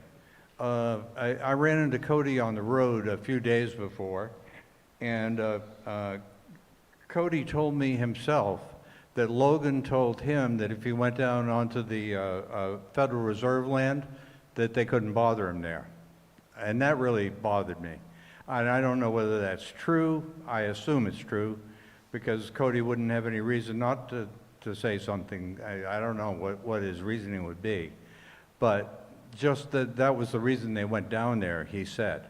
But they had been moving trailers all over the place. He had been hauling that trailer. I have called CHP a dozen times because they told me to call back when he was moving. Well, I call back when he's moving and he's gone. And so they don't do anything. They don't respond at all. When I found what I thought was a stolen car up in the woods and a CHP officer came, I told him all about this white truck that was unregistered and been driving around, pulling a trailer around. And he told me that they didn't have enough vehicles and they were had to be really careful with their vehicles because they couldn't afford to replace them. So just another little aside. Okay. CHP and sheriff were basically next to useless. They amounted to nothing. At least CHP came. All right, so there's a new bunch of dump piles in the various places where Cody is used to dumping. So I reached out to Public Services to see if I could get Katie or Lars to waive the fees if I load my truck up with this stuff. I just don't want the garbage bags to break down and this garbage to be all spread out and have to pick it all up again. So I asked Public Services if they could find some way to waive the fees. I asked Logan about that and I never got an answer from him, if he knew of any way to do it. And the final part of this is I sent an email I asked Logan today if he could update me, and he told me to go get a PRC from the county rather than give me any information. So I emailed Marcus Beltramo, yes.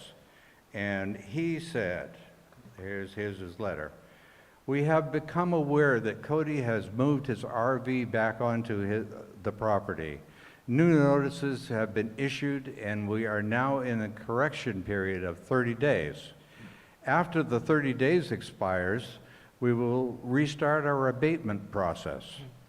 We are also preparing our request to our county counsel's office for civil injunction court order against Cody and Elizabeth, which is the court order, and if violated, the sheriff's office can arrest for violation of a court order. If our county council will assist, this type of order is appropriate to assist a habitual offender. And this was what I thought Christopher Colon had said was all done before. That was my understanding. Okay. Have I missed anything? Yeah. So he's still driving day and night, truck with no exhaust, absolutely no exhaust on it now. 4 or 5 times up the road, down the road during the night, 4 or 5 times up and down the road during the day. I'm out there with a rake and a shovel trying to keep these roads from washing out, and he's having fun spinning his tires on my water bars.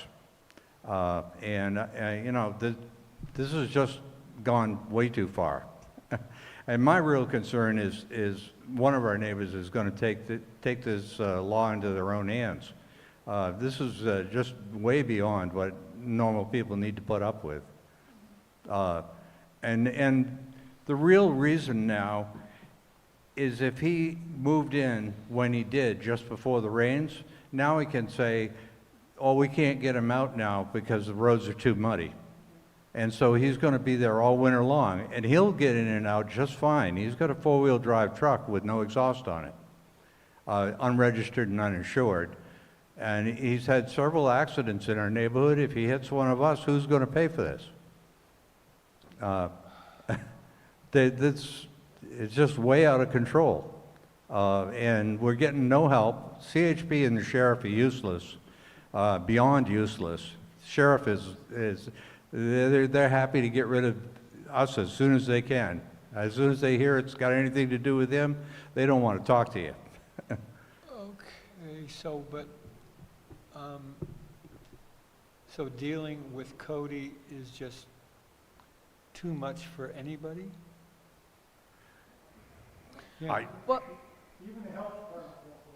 Yeah. Well, the health department did go get some of those people out of there. Yes. But, yeah. Queenie was one of them. They don't even want to talk about it. They've given you your bit, you're done, huh? I mean, you know, like they say, well, we've done our bit for those guys, so that's about it. Yeah, well, they're making, you know, me calling the sheriff or the CHP over and over again, they think I'm an asshole. That's what it comes down to. I mean, the sheriff's is like, oh, no, not him again. And CHP was like, oh, yeah, we know who you are. so I think you kind of answered it, but the question that I had at the top of the meeting was, you know, what do we do with habitual? Like, if it seems like a flaw in the process that we have to start over already, and I think you said that they're trying to get the civil, that they said, Marcus said that they're trying to get some sort of court order on them, and that's only if the county, They told us they were waiting all this time to get him out because they had to go get the court order and the court injunction in order to get him out. And then Marcus sends me this today. so that court order should be public, right? We should be able to find it. I don't know. So,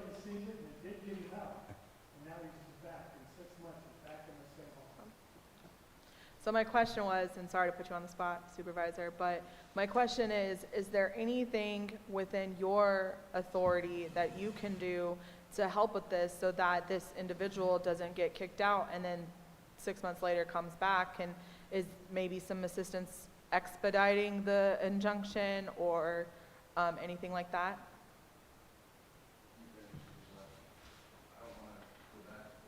Yeah, I understand. So, one thing that sounds good, or sounds promising, is you said that they have proof that he dumped that garbage. No. That's the hard part. Well, I'm working on flock cameras that are stationary rather than, and they're not just LPR, license plate readers, because that's the issue.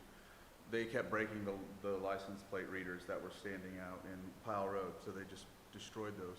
We're looking into, well, not looking into, we're putting together actual standing so that way you have the actual person in place, and that would help with that situation. To charge him, right? I mean, I don't know, and the only thing I can do is just keep reminding them. I mean, unless, yeah, you know, and you all presented in front of the board, you know, I mean, I'm sorry I wasn't there, but I mean, I already know about all the issues. I really wanted them to hear everything, and I'm glad that you were able to say that to them.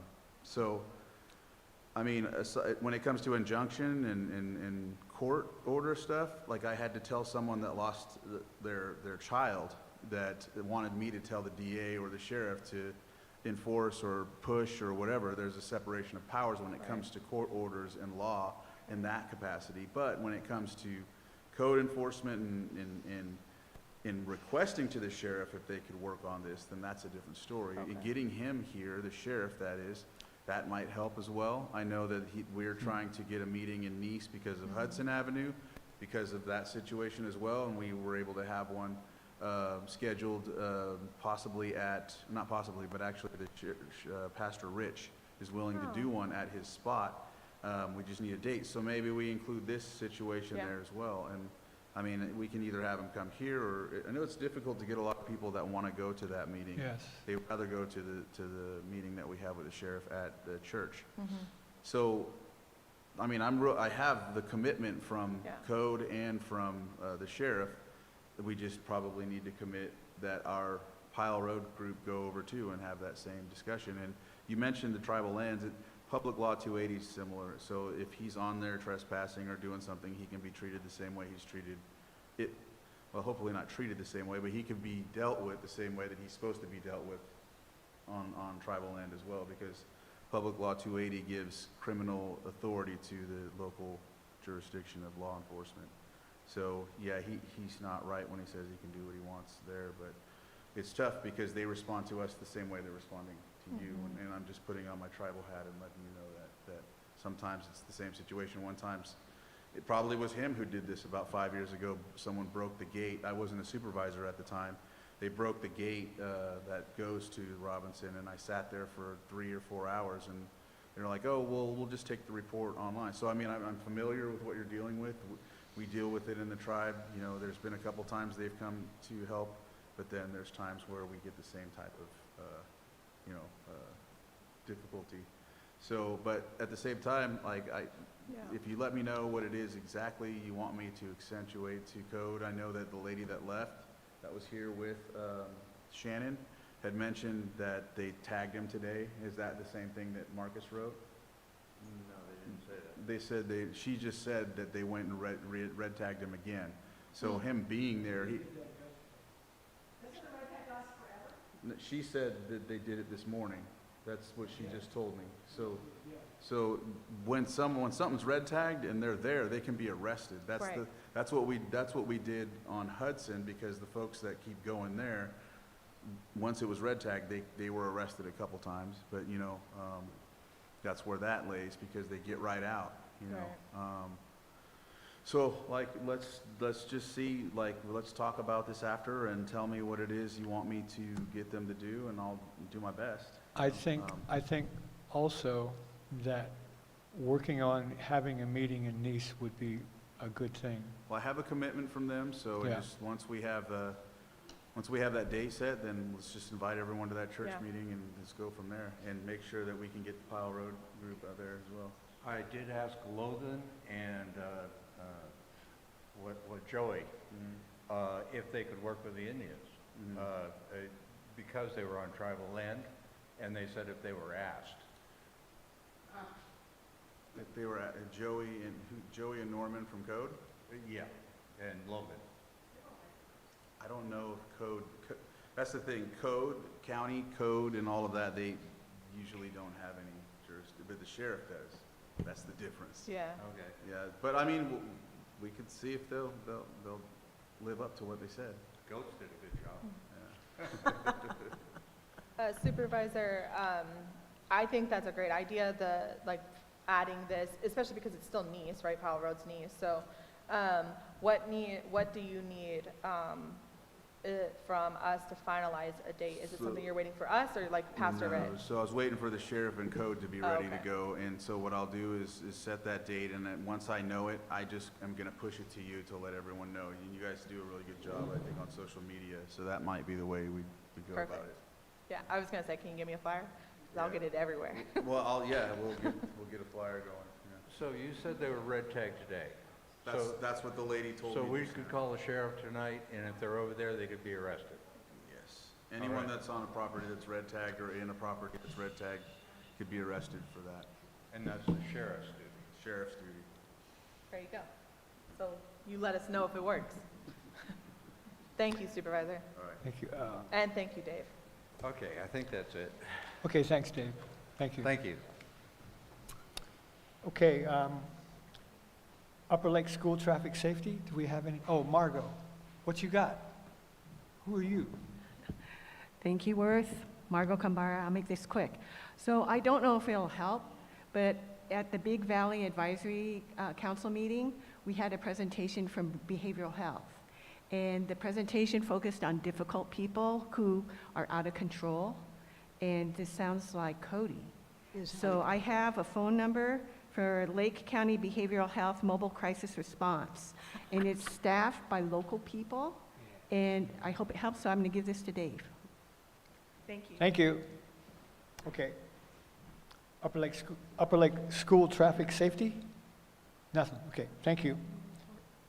All right, Upper Lake Levees, don't think anybody's here. No. Oh, Walt, okay, Walt, thank you.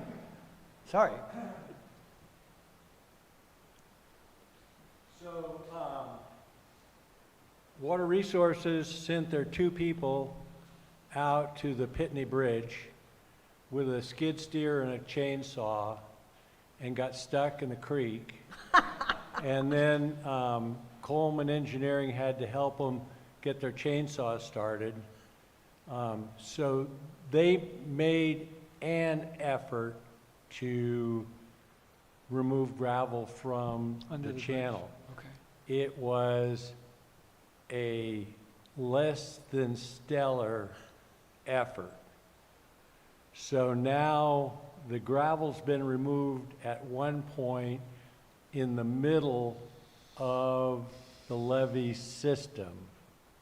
And so when the rains start, it's going to get worse again.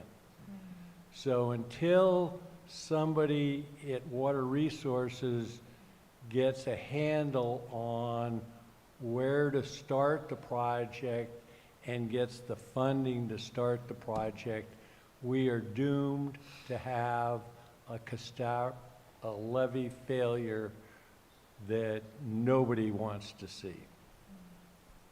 So, fair warning, it's gonna happen. Okay, so we want to keep hitting on that. Thank you, Walt. I have a question, Mr. Wall, I don't know if you can answer it. The work that was being done on Mendenhall today, was that flood prevention? It looked like they were trying to clear out, like, I don't know if it's part of the channel or what have you, but do you know what I'm talking about? I'm not aware of it, any Okay. work that, Okay. on Mendenhall? Yeah, I was on Mendenhall, they had 2 construction workers and an excavator, and it looked like they were trying to clear something out, and I was wondering if that was a flood That might prevention. be just ditches. Okay. Thank you. Thank you, Walt. All right. Mr. Ray has his, Say again? Oh, Ray? Hey, you want to, I got this if you want. I'll come over. Have a seat.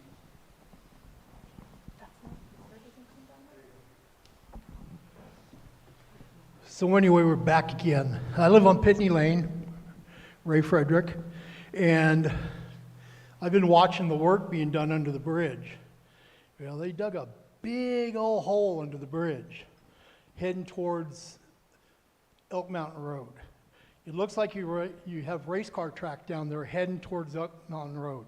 But from the bridge up to the end of our street, it still has brush and everything else. My question is, they took out a lot of dirt and gravel. They've actually got a whole pile of it sitting on the guy's driveway next door that's been there a week, if not longer. You hear them during the day working, but you never see nothing really get done. Now, I know that what they did under the bridge will stop it from flooding down my direction, because now the water will build up under the bridge, and I'm not going to get down there and walk towards Elk Mountain Road in that ravine down there, but I think the county paid Coleman to get down there and do this work. But I haven't heard them for the last couple of days, and now it's starting to rain. It's getting muddy down there, and I could see where the excavator is getting stuck. But one of my questions is they're taking dirt from down in the bottom and making a berm along the side of Pitney Lane, which nothing would be driven on unless it's a piece of equipment. And they're tearing out berry bushes. Now, if they would have made it look nice, I wouldn't have a problem with it. But it looked like a couple of kids down there with chainsaws and weed eaters working on the road. And, you know, we moved down there because of how nice the area was. Now you go down through there and you got gravel and mud and tire tracks going up the side, and no trees have been removed. I mean, I know you can't take much down with a chainsaw, but it's ridiculous that they start, like I said before, they start something and it never gets finished. And they had all the time in the world to get down there before the rain started. Now it's going to be the same thing. It's either too muddy because of the rain or it's too hot and they'll start a fire. So we're back to the same point. And some of these people, I mean, the guy on the corner at Pitney and Elk Mountain Road, he's gonna get really upset when his barn floods out again this year. And he's not here to say anything about it because he drives back and forth to Sacramento in a big rig. But I know he's not gonna be happy. So that's this month's update. Thank you. Thank you, Ray.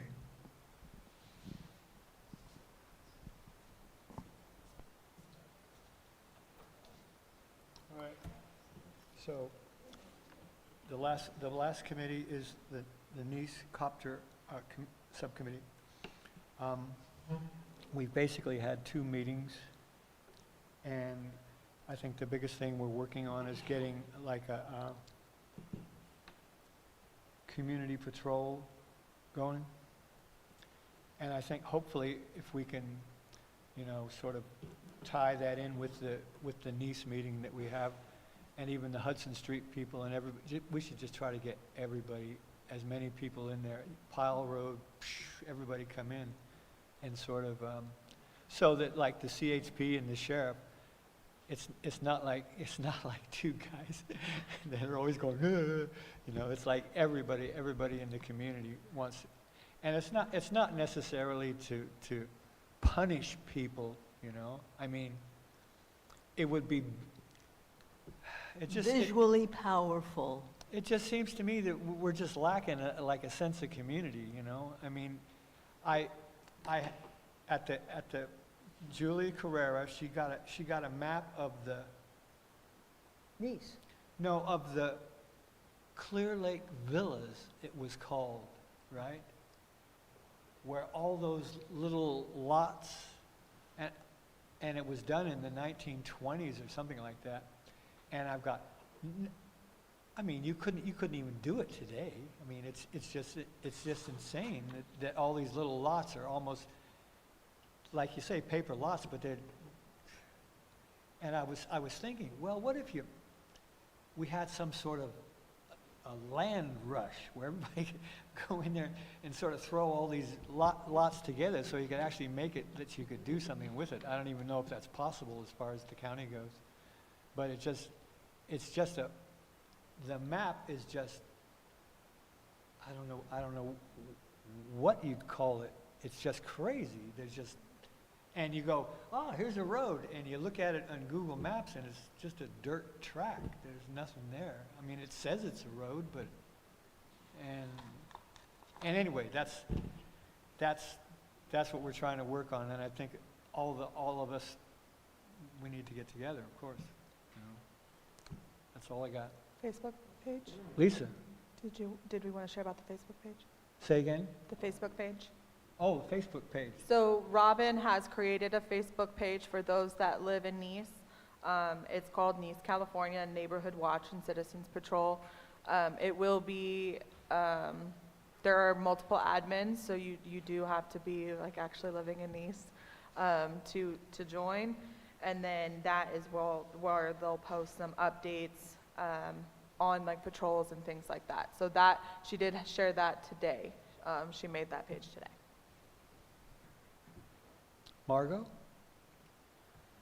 Thank you, Tim. So build on what you were commenting on, the type of suggestions that you made about the paper lots, that is prime talking points and for discussion for your general plan and your local area plan committees. Okay. Because that's what some other not districts, other town halls are doing. Other local area plan committees are looking at issues similar to that, land use. Okay. So I urge you to continue that work and those discussions because work on the local area plans is supposed to wrap up this year. We're supposed to see a draft in December, but most likely towards the beginning of the year. Thanks. Thank you, Marco. All right. Supervisor report. You won't have to sit down this time. I know. I was worried that you'll stop me. Yeah. I want to get back to what you were talking about with the meeting. Yes, the Nice meeting. I'm thinking that you're talking about crowding the room, so maybe I should get a bigger venue. I think it's important. Yeah, if we can, yeah. So, But the big thing to me, EJ, is to make sure everybody knows that we're having this meeting. Well, and that there's enough room, because at the church, the room Yeah, is it was like, I pretty- want to say it's, was pretty like this tight. would even be bigger than the church. But because it's Nice, I was Yeah. thinking I'll talk to Lynn and look at either the Nice Event Center, and if that doesn't work, I mean, I can talk to someone at Robinson, and we can use I can see if we can use the conference rooms. So it's closer to Nice, at least, for everybody. The event, you know the what I mean? event center would probably be the good thing, but. Yeah, it would, I feel the same way, because it's in Nice, and that's Yeah, what, you yeah. know, so. And it's- And let it's, me- it's let me- huge. yeah, It's let me work huge. on that with Lynn and get the date, and then we'll get a flyer out, put it on, and let's do that. And I'll just let Pastor Rich know that, you know, because he's involved with this as well. When we started this out in 2019, when I first got on with the situation at Hudson, he was in that meeting when that started, and was really helpful on that. And you know, I hear all this, and it really upsets me too. You know, especially even you talking about Pitney Lane and the work out there. It's just, feels like when we have this turnover and we get new employees, new leadership, and it's like a cycle. And then just hearing the frustration that you have at Pyle, it makes me feel hopeless, you know, as your supervisor, that some of this stuff's not happening. And I don't know, I just let you know, it angers me just as much, and I just like kind of want to be a vigilante sometimes. You know, like, I don't know what else to do, but. I didn't hear you say that. Yeah, well, it's recorded, and maybe, well, William's not here, so he won't say, he won't write it wrong. But I don't know. I just want to let you know, I'm sitting here, I'm not angry with you guys at all. I'm angry with the fact that none of this stuff is getting resolved. And even on Hudson, well, what had to happen before it's somewhat resolved? We A almost all burned down. Right. Other people almost lost their property and lives or whatever, you know, I mean, so I don't know, sorry for the rant, but it's frustrating. So the interim Public Works Director, Lars, has helped me work on getting an agenda item to look at a consolidation plan or not, or just have a discussion, as right now, Lars, that being, is interim Public Works Director. He's also the Public Services Director. He deals with the garbage, and also, but in a normal, not normal, but in other counties, there are collaborated in that faction, so that's why we're gonna have a discussion as such. Another thing is the stop sign. I have that ordinance that you helped me create, the urgency ordinance, and that, we started that during the time of Glenn, right?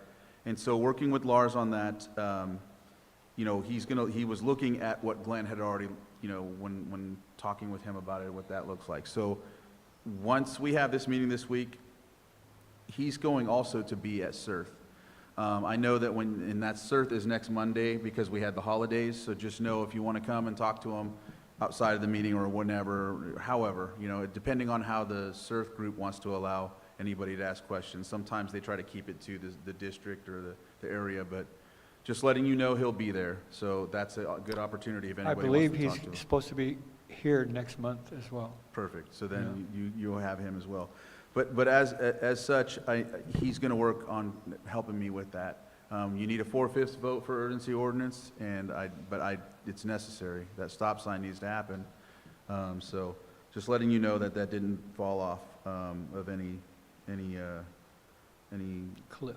Yeah, any cliff or anything. Of course, you know the Sonoma Clean Powers Tuesday, so we talked about that.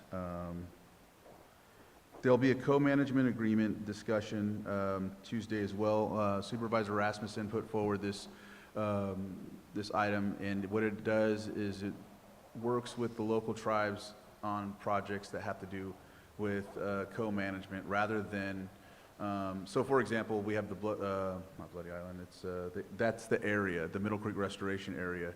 And so other areas, so for example, the Walker Ridge, which is now called Moloch Loyuk, that's a co-management agreement. So now the tribe can go up and take care of some of the area without any, violations by the state or by any, because there's an agreement in place. And so that's the same thing that'll happen here. There will be like a conditions written out as to if this project happens in any capacity, who's going to take care of what and has access to what. And so co-management is one of those things that they're looking at federally and statewide, so that tribes, there's no jurisdiction dispute, if that makes sense. They're working together. It's almost like an MOU or something like that, but we're trying to make it more cognizant in the county's aspects, so they know that there's some of these things we can do. Because a lot of times we work in silos, like one department will be doing it and another won't be. Of course, we know that that's a common issue that we deal with. So that'll be Tuesday as well. You guys mentioned a fire safe council, right? Someone mentioned that earlier. Someone talked about a fire safe council. And one of the things that I do help with discretionary funds is if there's going to be one, if you want to do a startup, I can work on getting you some startup funding to get that moving.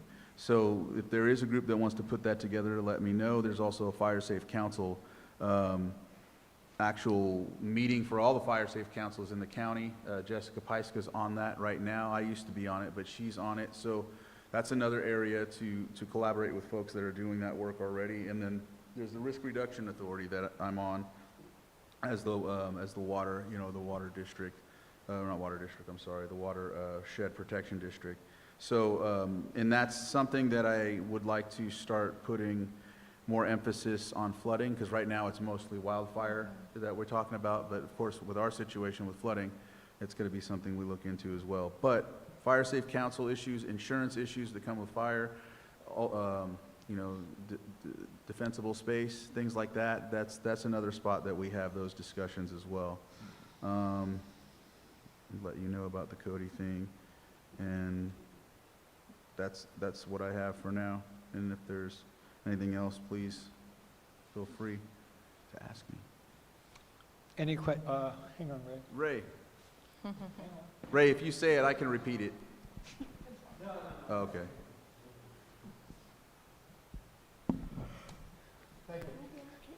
I was looking at the Say No to Biochar page. It popped up. Oh, and I forgot to mention that. Somebody, no, you don't have to worry about it.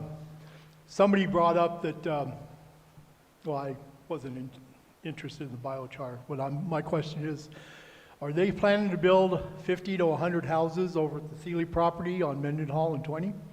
Because that was a quote from Anonymous that said that that they understand that they are going to build houses over there. And how could they build houses On a floodplain. over there? So I was just asking you if you heard anything about any building of 50 to 100 houses on that property that they took out all the trees. You're talking about right here, the Yeah. Habemetzol tribe? Yeah. I don't know what they're doing when it comes to that. If it's in trust, they're not going to be, there's not anything that's going to stop It whatever they was, want. just The only thing somebody- they can't do is a casino there, so. Yeah, let's just kill that. somebody else wanted to stir the pot, Yeah. so anyway. Yeah, if one tribe has a casino, it's not likely they're going to be able to build a casino somewhere else. So just know for sure, if it's in trust, that's the only thing I know that they can't build there. If it's in trust, yeah. That rumor has been going around a while. It actually came up during the 50/50 plan or the 2050 plan, whatever that was. And they did say that it was a plan that has been discussed, but that if it does, there's a significant infrastructure that needs to be built regarding septic and water and all of that there. So if it's built, as Supervisor said, if the land is in trust, like there is no stopping what they want to build as long as it's legal. But it's going to be a while out from my understanding. But that's a rumor that's been around for at least a year. Okay, because, you got to believe everything on social media. Thank you. Yeah, no, and I meet with them quarterly at least, and they've never mentioned that. They mentioned they had the property, but they never mentioned to me that that's what they wanted to do or anything like that. They usually tell me, like, hey, we're looking at doing this or that, and they didn't tell me that, so, yeah. But biochar is on the 28th, So that'll come, and I'm hoping this is the last we talk about it at the county level, and hopefully at this level, and hopefully we can put an end to that whole situation. And everybody's done enough due diligence, I feel. We've had our chance to talk this and go through everything. We're waiting on I did ask Water Resources today if they had any feedback or if they've gotten back to the Department of Water Resources with the state when it comes to the conservation easements, and I'm waiting for an email or something of the like so that I can know and be prepared for next week. So biochar, not next week, I'm sorry, is on the 28th, yeah, and I turned 49 that day, so it's going to be fun. It's a birthday present for me, right? Right, that's a Hopefully if it chaotic ends birthday. that day. Yeah, so, yeah, be ready for that one, but, yeah. All right, any more questions? Thank you. Yes. Oh, Tom? Tom. You gotta get the mic. Just so everyone knows, it is 7:47. I'll repeat it. PM. No, please don't. Oh, I was like, it's 7:47, y'all. I love you, but, I'm ready for bed. All right. Thanks. Thank you, Supervisor. All right, announcements. Any announcements? More announcements? Yes, there will be a distribution for the Gleaners at the Nice Event Center, formerly Sons of Italy. We will have groceries sufficient for 240 households. We'll begin distribution at 7:30, and no one will be turned away. Anyone, if we run out of groceries before basically 9:30 and you're there, we'll give you a pass to go to the Finley site to pick up groceries directly from them.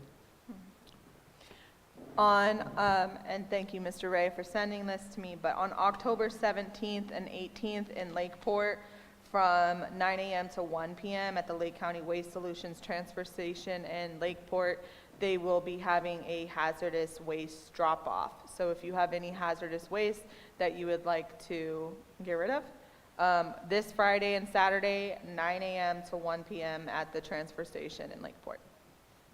14 times for the dump day, 14 times. Did we win? That's a lot for our.